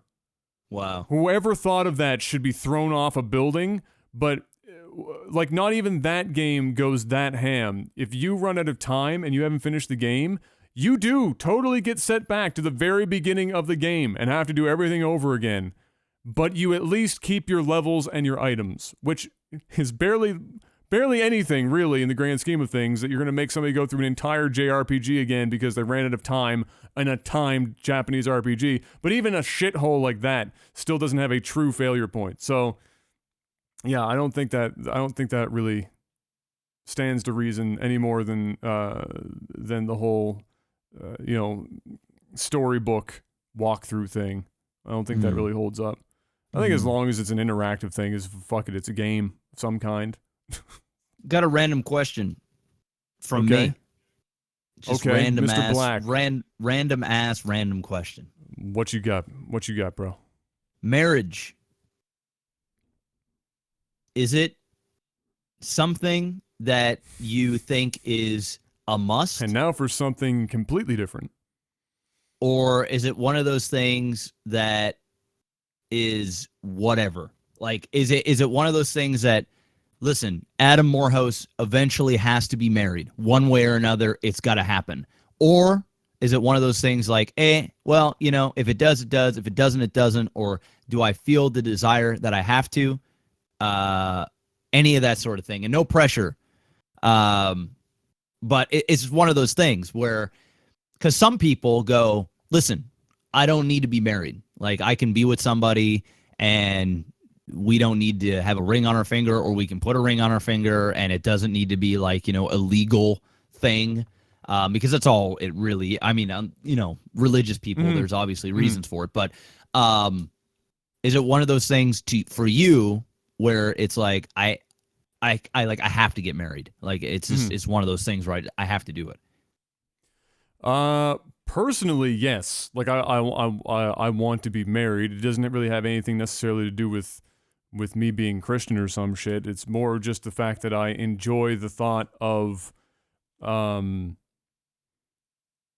like, some people could say that you can totally commit to somebody without having a piece of paper. I don't consider, in my view, because I'm Christian, I don't consider marriage to just be a piece of paper. That's something that you do if you want to get your tax write-offs or whatever the fuck you have, your government shit based on that. But even then, you can go common law and get some, if not all, depending on where you're living, of the same benefits based on that shit.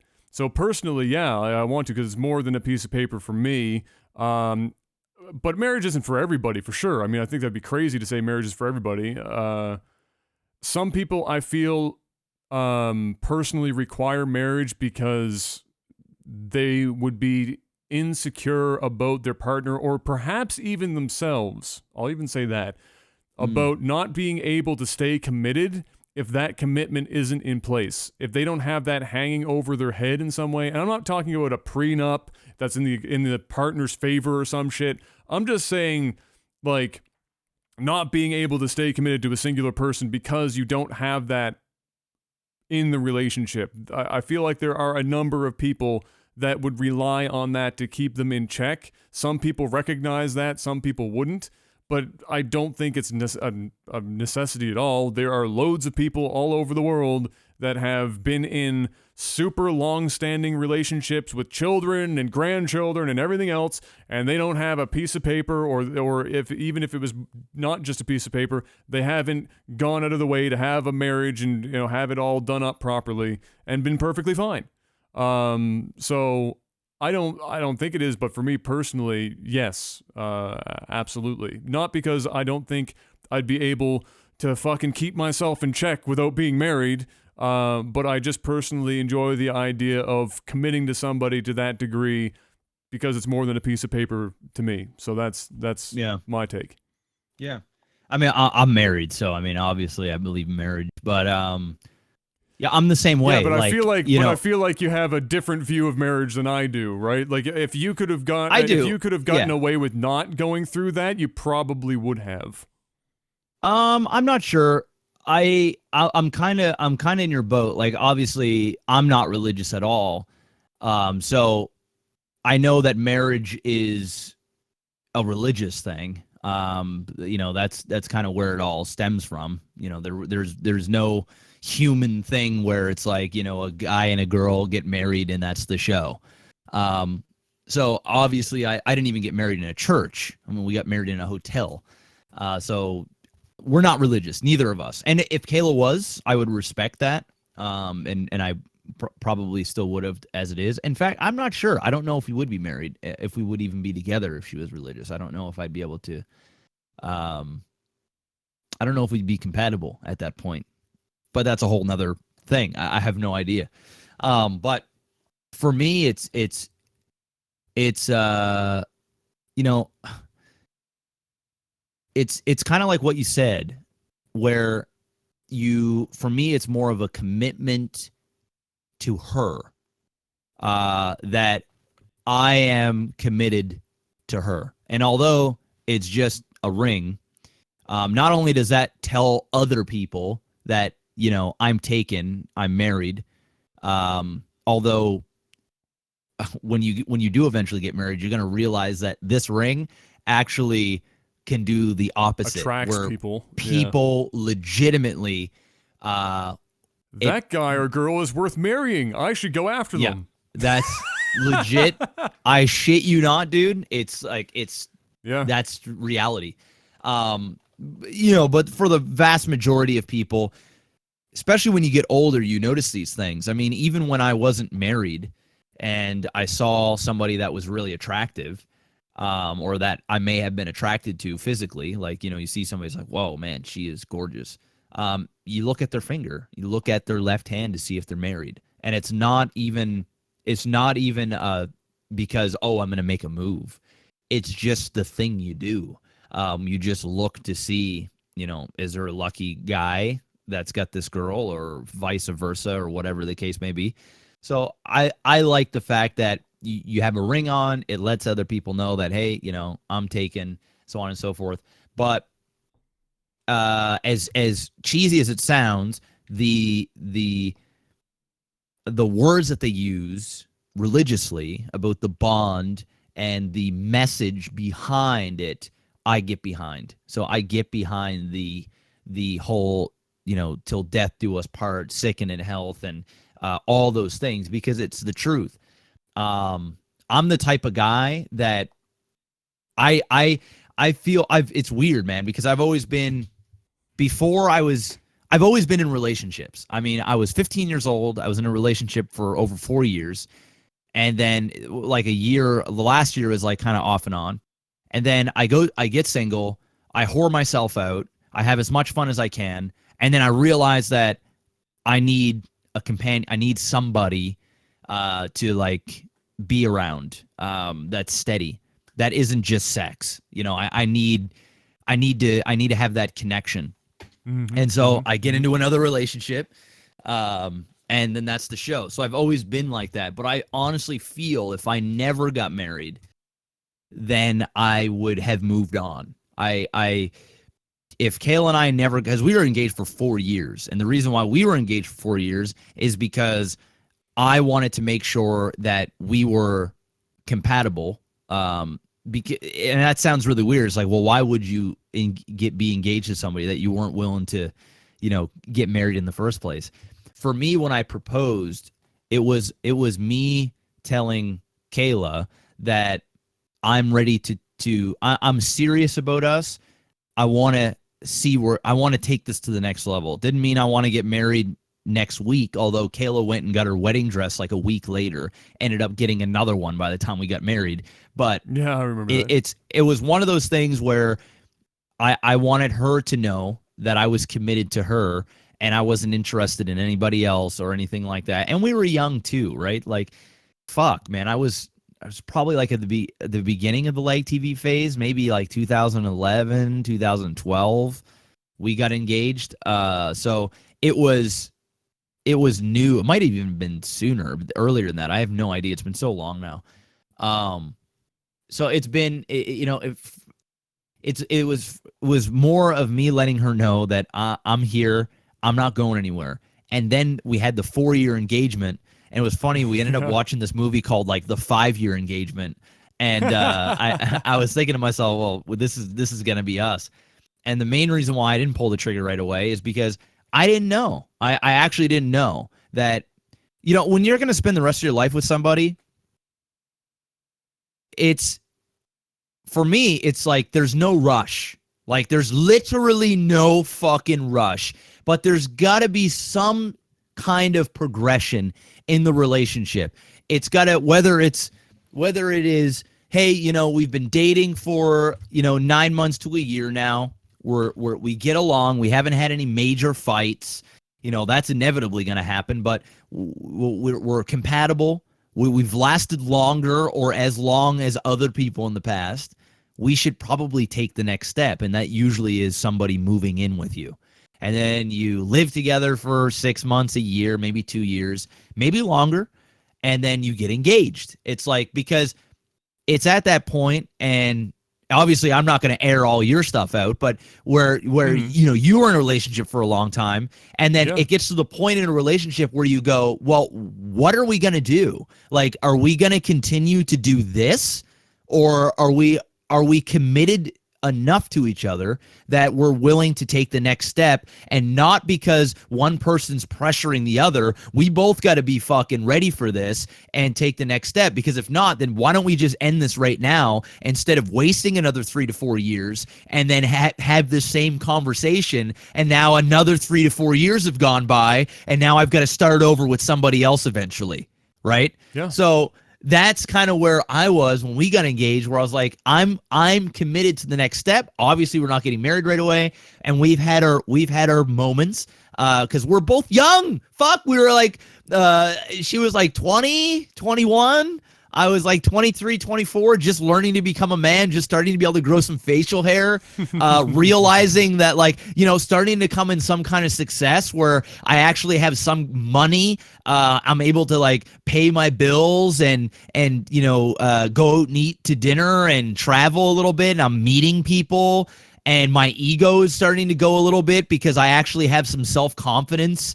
And with that comes like temptations of getting to know other people and shit like that. And also, I don't know what goes on in her mind. She may be feeling the same way. She may be feeling, listen, I'm 21 years old. I've been in this relationship with this one dude for however long. I haven't had a chance to go and, hop on a bunch of other dicks to see what it's like or have fun, in all reality. You know what I mean? Yeah. It's just, it's one of those things where it's like, shit, why would we get married at age 22 and 23 if we're not 100% sure? Because why will we get divorced 3 years down the road or 2 years down the road or a year down the road because we decided to rush things because we're, we move in together. Now we just got to get married because it's the thing we got to do. Or, we have a baby's on the way. Now we just got to get married, put the fucking ring on.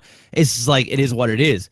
So, for me, going back to the marriage thing, I got married because of the commitment that's involved. It's that next level to marriage. And I actually believe that probably on like a 10-year anniversary that I would like to get married again, obviously in a very small, intimate, just her and I go somewhere, redo our vows, and, maybe upgrade the rings, whatever the case may be, because that's just how we are. But just to reinforce the commitment that is the next progression. So, that's kind of. Do I have to be there to no, fucking you don't record the you whole don't thing? have to be. You don't have to MC it. It won't be streamed. I just want to make sure. Anything like that. So yeah, I've always visioned myself being a married man. Just being able to be called a husband is kind of cool. And say, oh, my wife, that's, kind of cool too. Although that does wear off very quickly. And you end up wanting to stab each other. And that's always fun. But at the end of the day, it's It's a good. It can be. It's a blessing and a curse, but it's not as bad as what people make it out to make it out to be. Here's the you just hit on about 14, 15 topics in that one answer there as the wrap up for how to Hey, reach but this what is marriage is about. this is the tech support section where we can do that. We've really ran on both ends now. We are just next week. It's all good, baby. People are just getting more content now. We thought we were going to back off. But next week we're going to do hour and a half.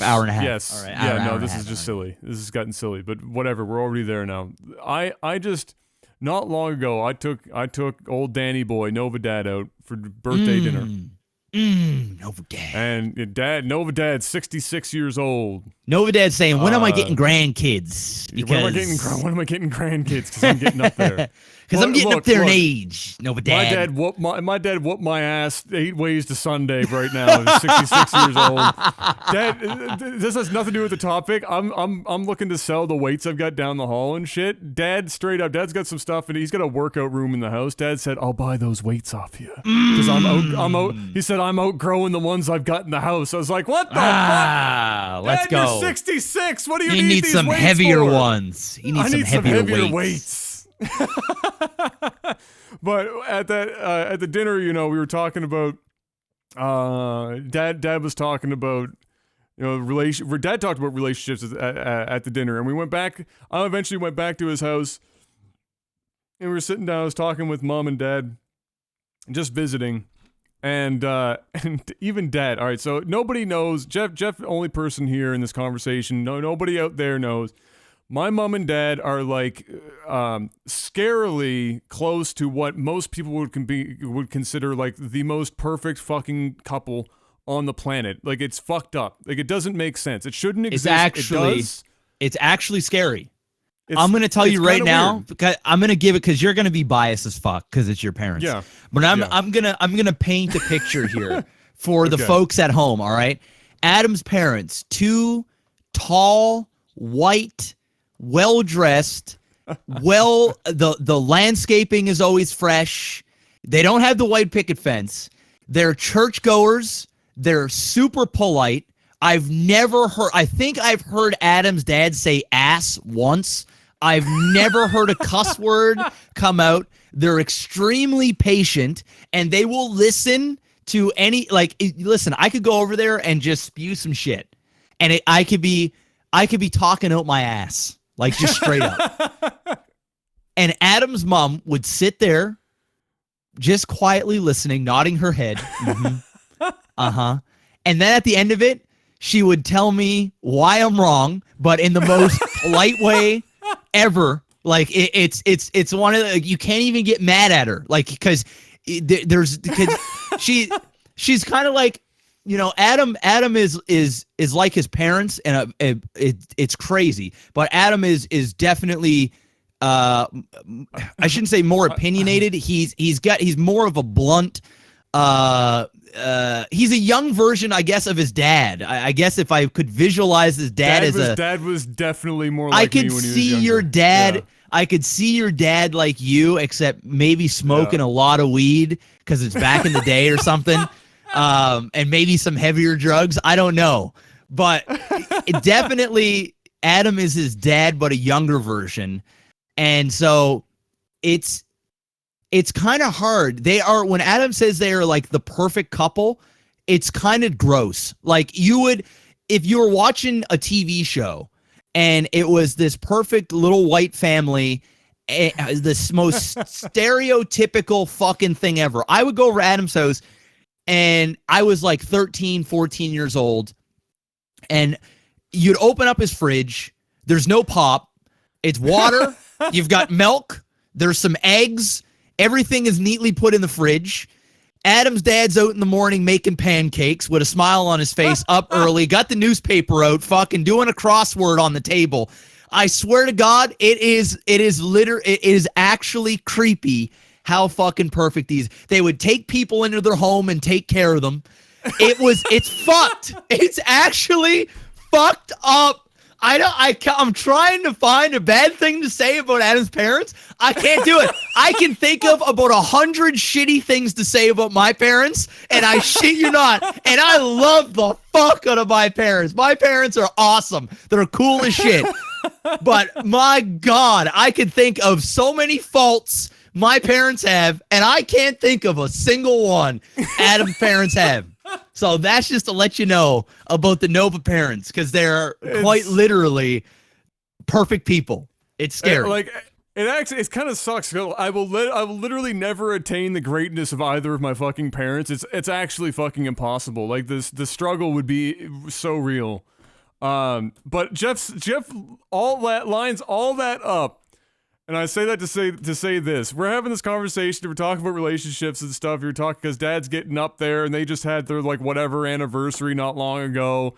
And Dad and Mom says something about how, you just know and everything's fine and there's not, Mom's the girl in the relationship, right? And Dad dropped a fucking one-liner where it was kind of like a low-key burn where it's not always sunshine and rainbows. Oh. and Mom just face just like what the fuck? What did he just say? And Dan's over there going, I'm oh, just being shit. Oh shit. Even she couldn't believe it. It's like this it's like we may have been thinking it, but we never said it. Mom was salty. Oh, shit. So but I said all that to say, it's marriage is, does involve give and take, no matter how perfect relationships. Be honest with you, Adam, it's a lot of give, bro. It's a lot of give. Oh yeah, no matter how.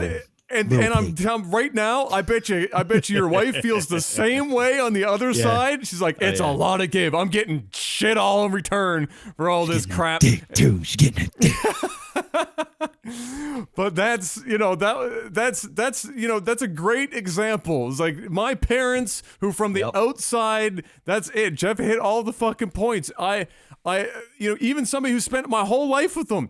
I'd be struggling to find a fucking, even the downside would be a positive for somebody else. It just doesn't, there's nothing I can come up with. I grew up in a house where we were taking in, like Jeff said, we were fucking taking in like refugees and shit. They lived with, I grew up with two sisters that literally I wasn't even related to. It just didn't even make sense. Actually, dude, I'd walk over Adam's house and there'd be some random person. I'd be like, who the fuck are you? Right? And it's like, and then fucking Dan would be like, oh, have you met so-and-so? I was like, what the fuck? And I go in at, Adam, who's that? Oh, yeah, they're just staying with us for a little while. It's like, oh, my God. Like, I honestly, when I go into Adam's house when I was a kid, I always felt welcomed. Adam's parents are family. Like, I fucking love Adam's family. I could go, it's obviously, it got to the point where I could just walk into Adam's house. I could go up to his fridge, grab something. Adam wouldn't even be home. I could go down in his basement, play some games. He'd come home, be like, oh, hey, Jeff. Like, hey, man, how's it going? Like, it was their family, like literally family. And I honestly felt almost like the devil when I was in Adam's house.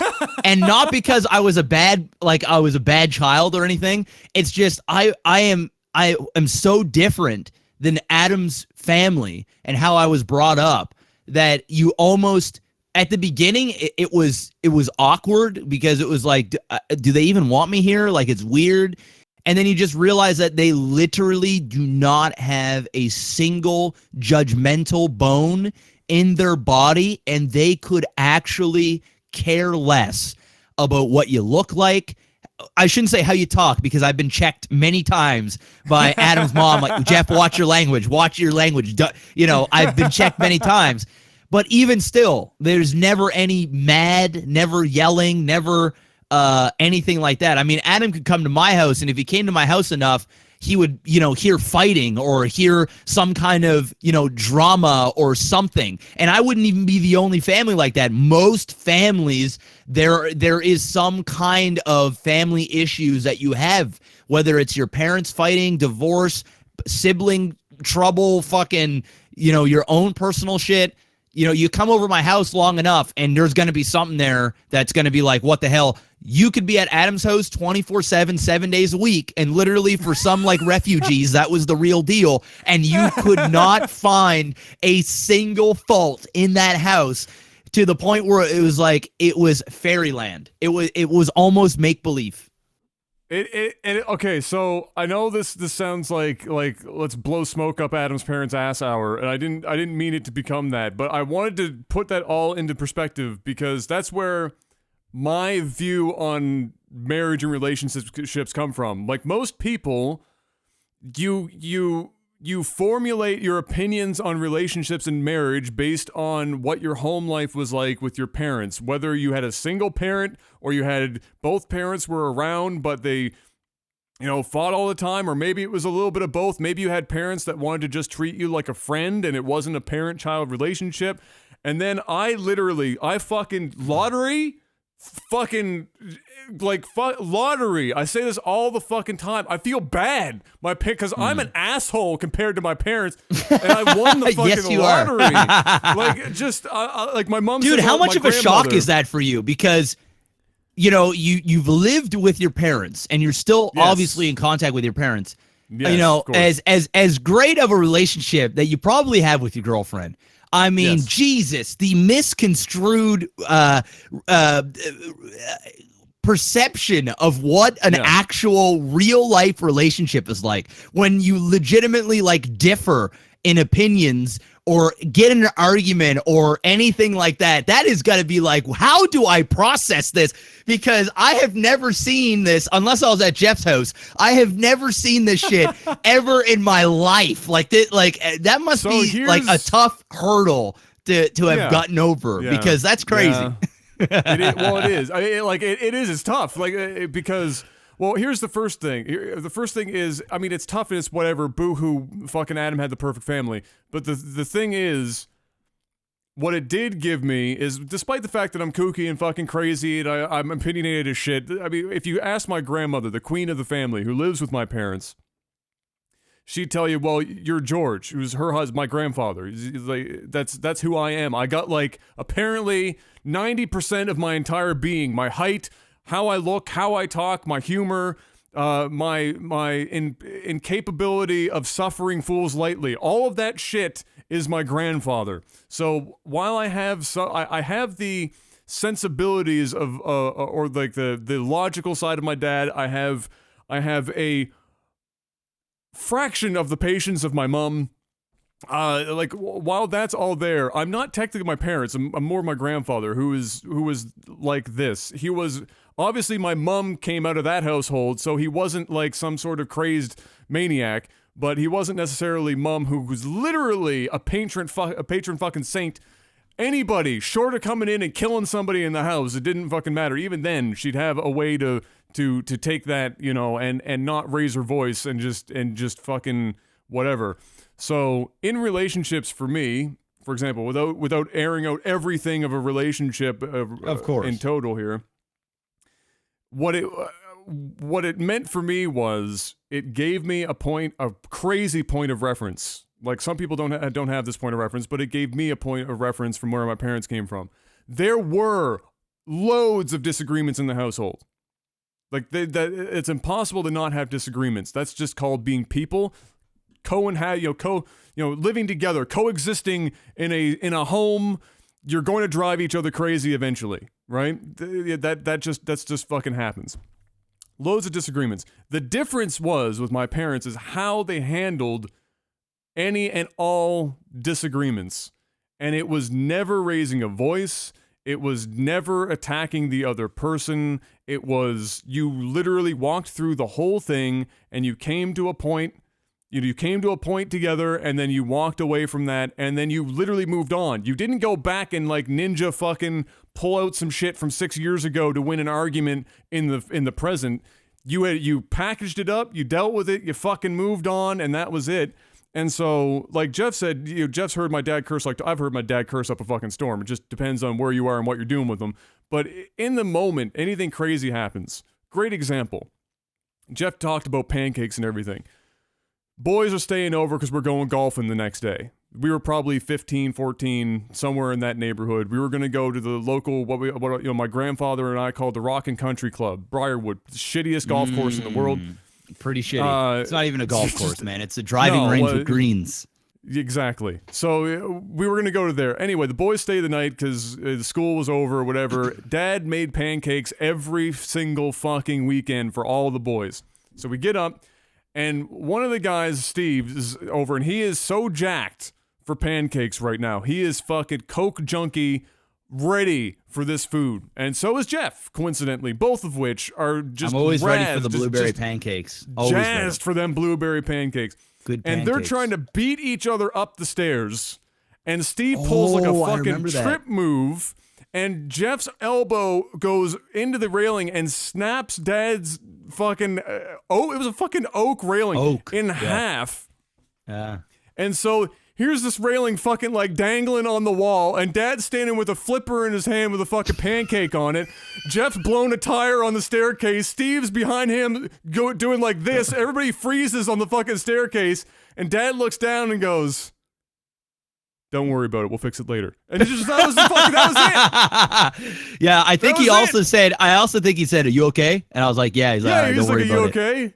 Yeah, that was it. It's like, we'll fix it later, and that was the fucking show. And like that was all. And when you think about it, you've got young guys like running up the stairs, acting fucking stupid, and you break a railing, and the dude literally is just like, chill. If that happened in my house, and it was my mom, she would have said, Jesus, fuck! I told you, fuckers, stop running up the goddamn stairs.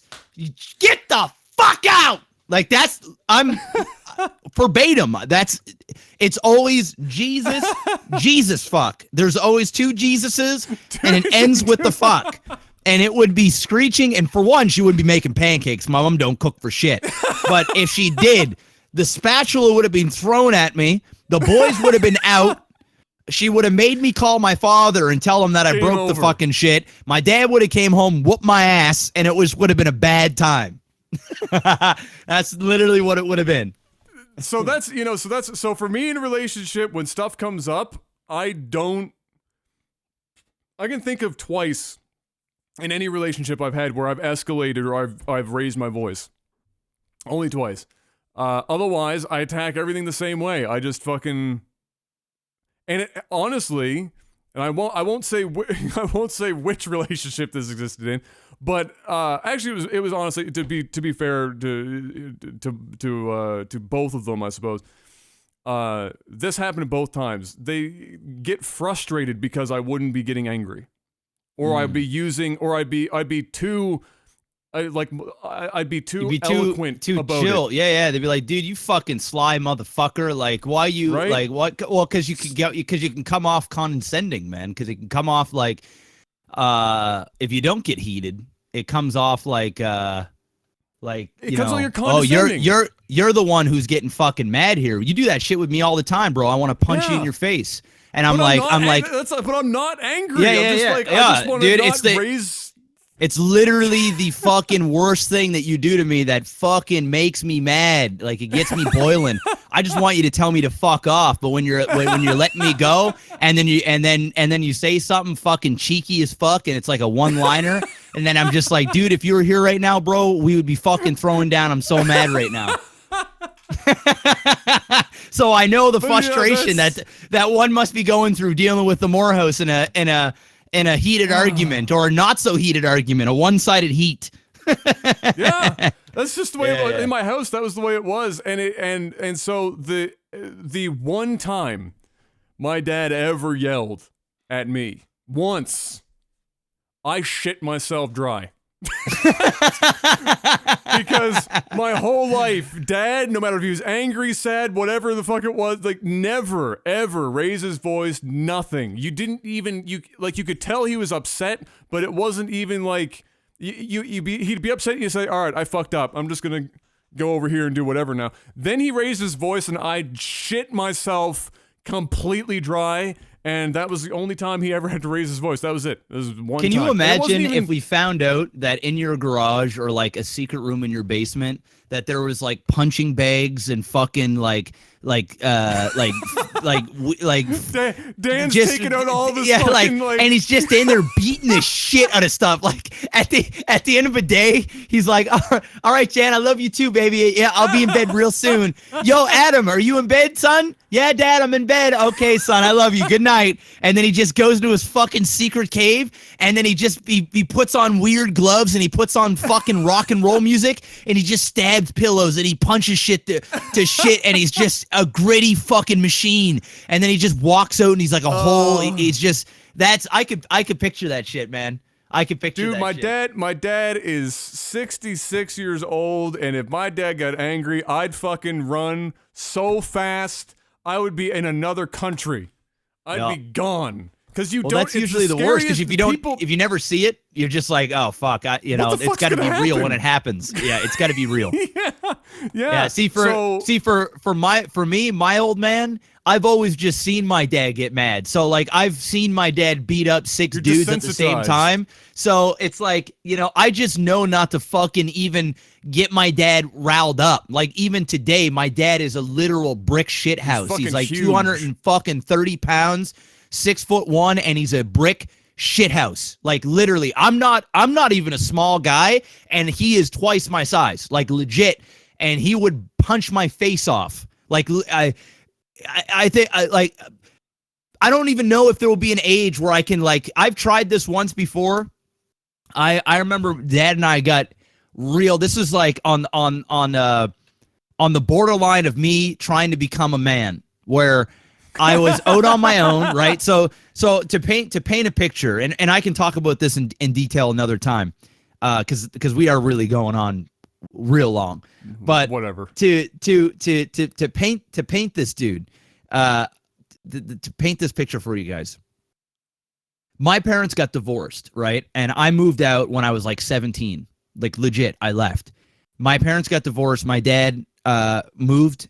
My mom couldn't afford the house anymore, so she moved into an apartment where she still is right now. This was years ago. I mean, like over 10 years ago. Like I was 17. It was like 13 years ago. Mm-hmm. So my mom moves, and my mom was like, "Listen," because my sister was still young. I'm 9 years older than my sister, and my mom goes, "Do you want us to get a 3-bedroom apartment? And you're more than welcome. You're my son. Like you can move in with us. Like and I thought, be with all the shit. You got to understand." And for people that have gone through a troubled home in terms of like relationship, I went through a lot of fighting with my parents. Like I've watched my parents fight. Like it was, and trust me, there's probably people here that have had way worse situations, but when you're young and you're growing up and you've got parents that are in and out, they were always there for kids, but in terms of relationship. And then, you spend a lot of time at your friend's house, like Adam's, where the family is perfect. And some days you don't even want to go home. That was legit my situation. And so when my parents broke up and they needed to move, that was my opportunity for me to be a man and do my own thing. So I moved out at 17. And this obviously was a problem from when I was, since I can remember. I mean, since I was a kid. So I moved out. I moved in with my buddy, Teo, and his mom. And he had an older brother. His older brother is an actor, and he moved to Toronto, and he's been acting and stuff. And so there was a spare bedroom, and Teo is my other family. So before I met Adam, my best friend was Teo, and we were inseparable, like literally family. So I moved over there, and being the fucking 17-year-old hot ass that I was, they are very religious people. So they in their household, you had to abide by their rules. Obviously, it's their house. I can't say shit. They're allowing me to be in their home. They were nice enough to give me a bed to sleep in. I gave money like when I could. Like I think the most I ever gave was $60 in a month or whatever. I bought my own food, although they would still share their meals and stuff. Like I had a free place to stay. And so I just didn't like the fact that they did Sabbath on Saturdays, where it's a complete day of rest and you can't do anything. Like, you can't watch TV. You can't, like, you have to, like, read a book, fucking read the Bible, chill, go for a walk, like, go outside, do whatever. I didn't like the rules because I was a fucking idiot. And I didn't, when you're young and you're stupid and you're in your own goddamn head and you're still a child, you don't realize how well you have it or how much people are there for you. Obviously, I was going through my own emotional problems, so I wasn't the most stable person to begin with as it was. So I end up moving out. I end up leaving. And it so happens that I end up working with my dad because I need a job. And so I'm working with my old man, and we're already, like, bumping heads. I've got this animosity towards my father like no one else. Like, you fucked this whole family up. It's your fault. My mom was always there, so I always took my mom's side, and I was young and I didn't understand that, it takes two to tango. Like, I'm older now and our family's perfect now, which is weird. But back then, not so much. So I had this thing, but I was only working with dad because part of me wanted to mend the relationship and have a relationship with my dad, but the other part was like, I just needed money, and he's the only person that could allow me, that I could work with, that I can make some decent money. So I remember one night in particular, we were working on a job, and I don't know what the fuck, but my dad was in a really bad mood. And so he hired one of my buddies. So me and my buddy, we were doing steel framing up on the ceilings, like on the drywall. There are these called T-bar. So there would be these long T-bar that would go into the frame of the house, the wood, and then you would drill the gyprock into the T-bar, and that's what holds the gyprock in place. So we used to get paid per square foot or whatever you used to put T-bar up.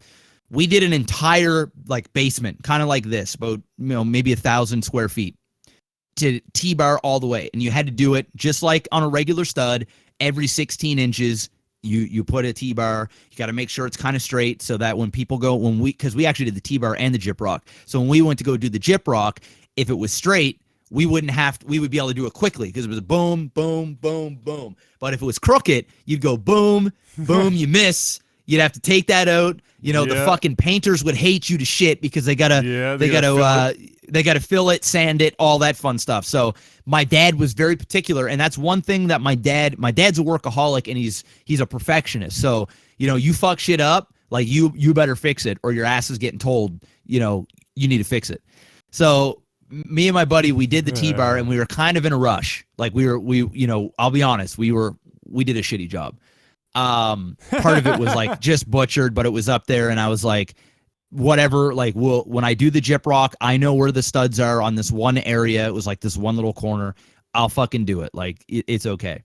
So my dad comes in to check the job, and this was like after hours, so he would come in and check. It was nighttime. My buddy leaves, and it's just him and I. And he comes in, he's like, Jeff, what the fuck is this, right? And I already know that, like, my dad's already in an aggressive mood. Like, I know how to like feel out my father's moods. Like, it's like there's approachable dad, then there's not approachable dad, and then there's like don't even be in the same building as dad. So there's like 3 different dads. Now it's like approachable dad, super awesome approachable fucking amazing dad, and then super duper awesome approachable amazing father of a lifetime. It's really weird how things change. But so we're there, and he's like, what the fuck? And I'm like, and I try and tell him, like, Dad, don't worry about it, I'll do that gyprock part, whatever. He's like, you're not getting paid for this, right? And for me, I was like, at the time I was living out on my own. I had my own little ghetto apartment in a crack building. And I was already 2 months behind on rent, and I knew I was going to get evicted. And so I had like no money, just being irresponsible and shit. And so he goes, he's like, you need to fix this shit or you're not getting paid. Right. And this is the crossroad I was talking about earlier, where you finally, I think almost every man, besides maybe Adam, I think every man at some point in their life challenges their father. Like legit, where especially in a home where he's the alpha, like straight up hardcore alpha. There's no fucking around. For me, that was the case, and I had so much built up fucking rage, and it's one of those things where, you know, if dad punished me or gave me a bad time or gave my mom a hard time or whatever the case may be, I would run up to my room and I'd be like, fucking fuck you, like, and I would say it like under my breath, and I'd be fucking mad, and I would always tell myself, like, next time I'm gonna fucking punch him, like I'm gonna stand up and I'm gonna be a man, I'm gonna fucking do this. Well, this was that time. This was that time where I finally had the courage to stand up to my dad and tell him, you know, fuck you, bud. Like, you know, I'm not backing down this time. So he's like, you're not getting paid. So I literally take off my tool. I have my tool belt on, right, dude? This is fucked. No. I take off my tool belt, right? And my dad's looking at me like I got 10 fucking heads. And I don't know. I'd have to ask him, because I'm going to have him on the podcast or something at some point just to kind of get his version of this. But I have never looked at my dad in this way before. So he knew that, like, this was the moment. Something was up. Like Jeff, like, has literally lost his mind now. Like, he's so far gone that I'm going to have to knock out my son. Like, this is fucked.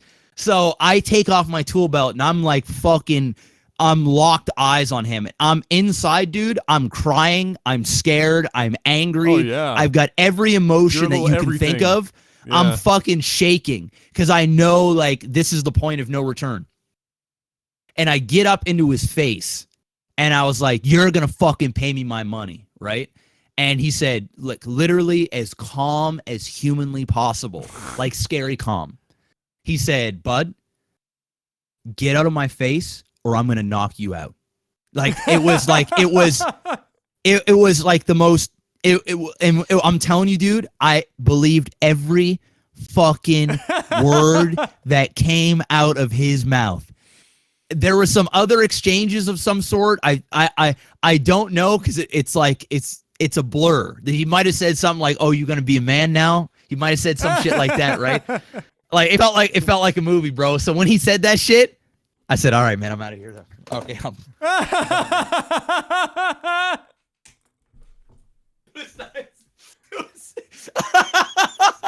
Thank you for this opportunity. Thank you. I had my moment. You know, yeah, no, that's great. And I fucking left, and that was yeah, dude, I fucking bailed hard. So even today, I think my dad's like 54 now, and we have like a perfect relationship. My dad is amazing. Even still, you know, if I ever had, and I'm feeling strong. I'm working out. I'm young. I'm kind of like at my prime. This is probably the strongest I'm ever going to be, you know, the fastest, most agile.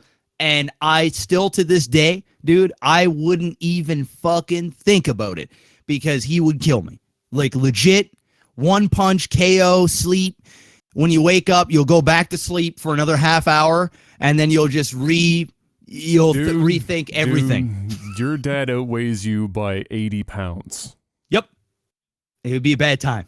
That by itself already puts you at such a disadvantage. Doesn't matter if it's your dad, your next door neighbor, anybody. Somebody outweighs you by 80 pounds. They could even be the shittiest fighter known to man. They hit you accidentally. Bad time. And you're fucked.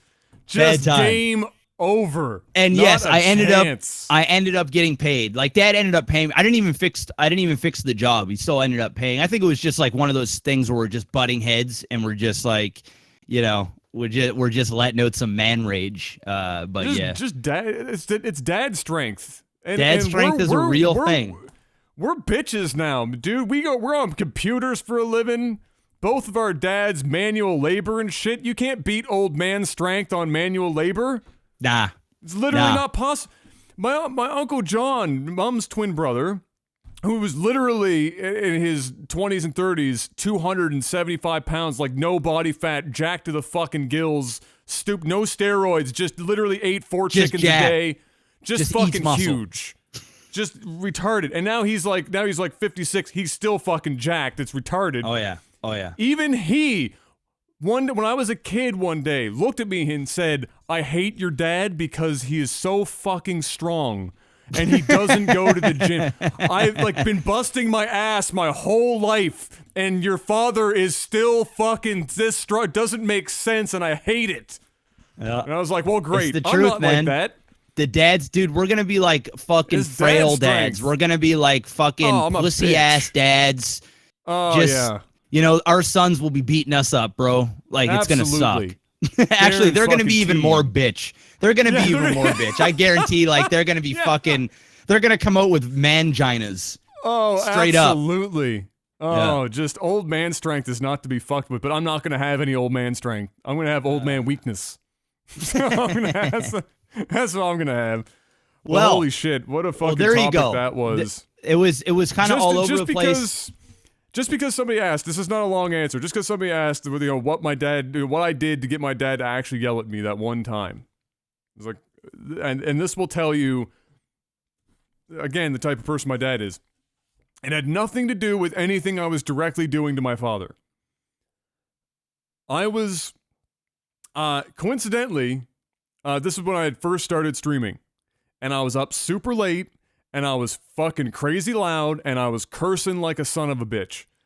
And it was driving, like at this point, my nan is living in the house. Didn't bother Nan. Nan deaf as a post, couldn't hear fucking shit. She's upstairs anyway. But because Nan's upstairs, Mom and Dad had to move their bedroom downstairs. They're just down the hall. So they're just, I'm keeping them up all hours of the night.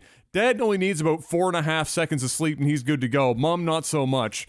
Mom's hearing me down this hall screaming my head off, cursing and swearing constantly for like months. And she has asked me a couple of times to keep it down. She was like, down the hallway, you know, can you just back off on it? And eventually she stopped because I was too much of a cunt and I was still doing it. And then Dad walked down the hallway when Mom wasn't home at the time. Dad walked down the hallway and opened the door and just laid into it. And I don't remember anything because I was sitting in my chair and I turned around and he's at the doorway and he just let loose the fires of fucking hell. And I was like, okay.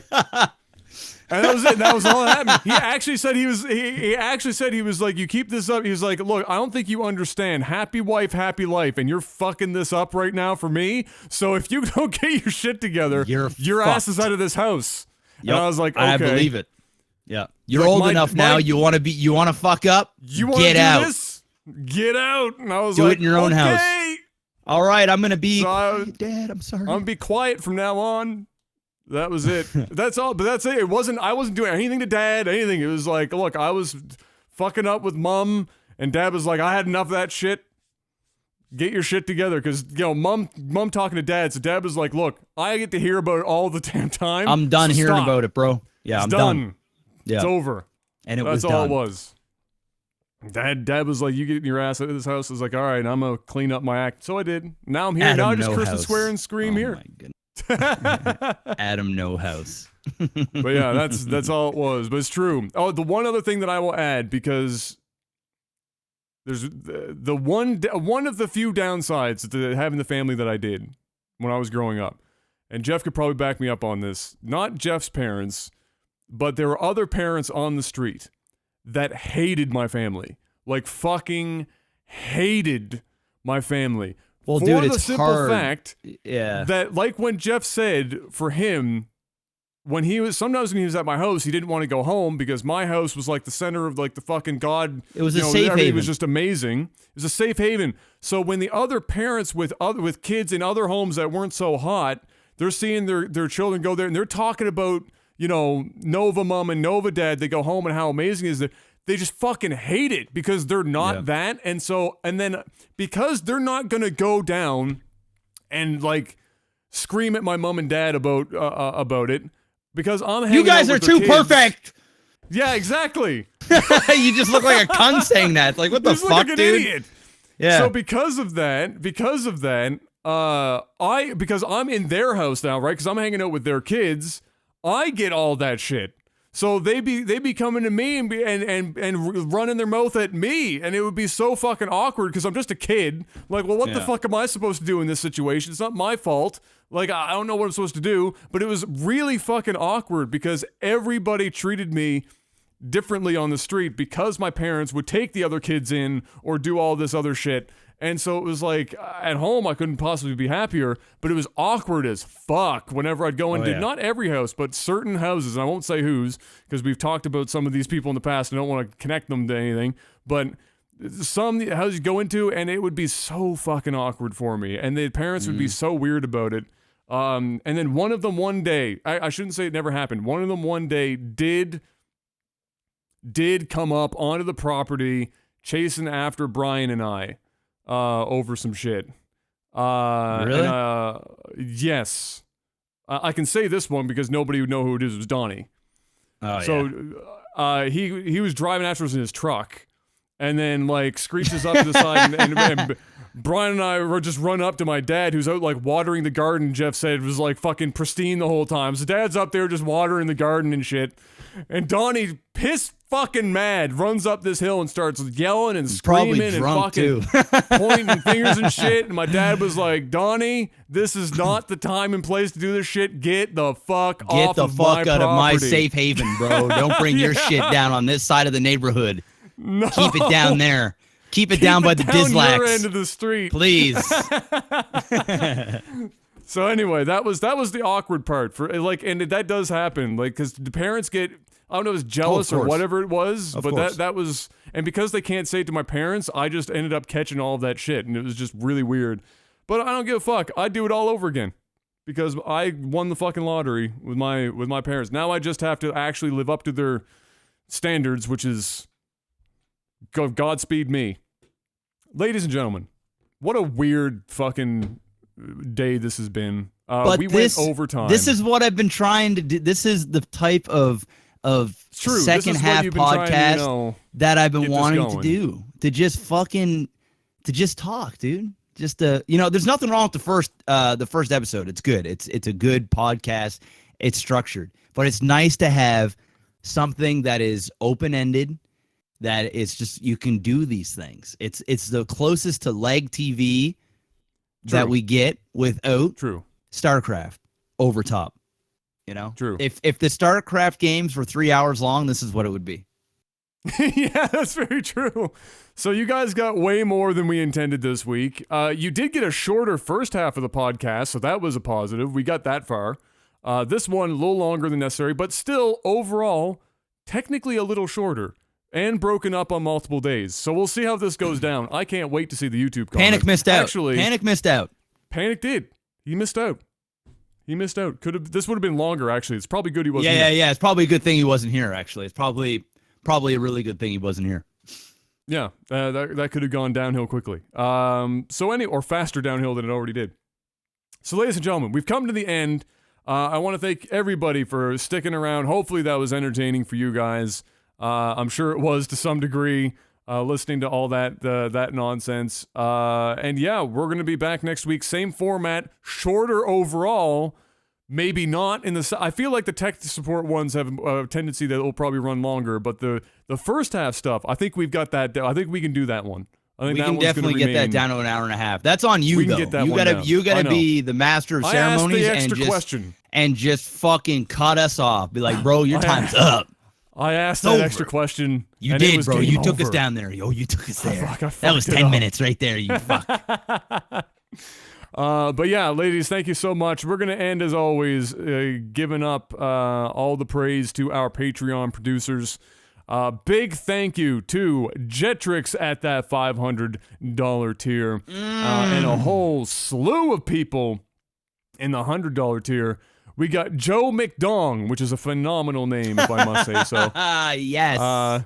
Yes. Sir Holmes, Postal Panda, Jamaican Jazz, Adam B, Toad of Steel, Naily, J.A., Derek P, Francie, and Ice Wolfie. Thank you guys so much for all of that epic support. And I just went in today to get the posters going. They'll be done by Friday. And then Panic is going to be here Thursday night. and then we're going to be able to, well, probably on a live stream when we're together, show the shit. Yep. We're finally going to have all this stuff, so that's going to be pretty awesome. Before we leave, I do want to give another big thank you to Beastall and Mr. Miyagi for being up on the top tiers for as long as they were. I mean, it was pretty obvious you can't be up there forever. I mean, but we do really, truly appreciate it. And with that being said, we've got all kinds of openings now, boys. Go on. Fill the vacancies. Fill the vacancies. Hashtag Don't let back them to sit 5K. idle. Hashtag back to 5K. Hashtag. Absolutely. Back to 5K. We were so close to doing the movie shit. So close. I know. Right, I knew this was going to... We knew it was coming. It doesn't matter. You guys are gods anyway. Beastall and Miyagi. Literally gods. Straight up. Amongst men. Straight up. You know, so I'm happy they did what they did for the time they did. I'm even happier that they actually stepped down so they didn't have to, you know, keep... sex trafficking or selling dope for the rest of their life or some shit. Selling like their fucking organs. Exactly. You know, one only has so many kidneys. So I'm glad that happened. But thank you guys so much. We will see you guys next week for another episode of Technical Alpha, whereby I believe we are going to attempt to be in the same place at the same time and have a podcast live at Jeff's place. Is that next week? That would be next week. Yeah, and then I'm going to Las Vegas the week after, so maybe we can do 2 podcasts while he's here to get that out of the way, and then you guys can have a Friday off, and we'll have a backlog because I'll be gone on a Friday. What we'll probably end up doing then is we'll do a regular, because we talk about news and shit, so we can only do so much of that stuff in one day. So what we'll probably do is we'll do our regular podcast, regular tech support, and then maybe we'll do a live stream Q&A, and then do 3 different contents. Or maybe this. Okay. Maybe we'll actually do one movie commentary since we did hit the 5K, and we're all together, and we can watch a movie. And we can do the commentary there, and we can release that as a one-time thing until we hit 5K again. That's a possibility. We could definitely do that. So we've got some ideas. We'll do that before we literally brainstorm on the end of this podcast. Thank you once again, ladies and gentlemen, for absolutely everything. We will be seeing you guys next week for very special content. Hopefully you'll be here for the live stream. And until we see you next time, peace.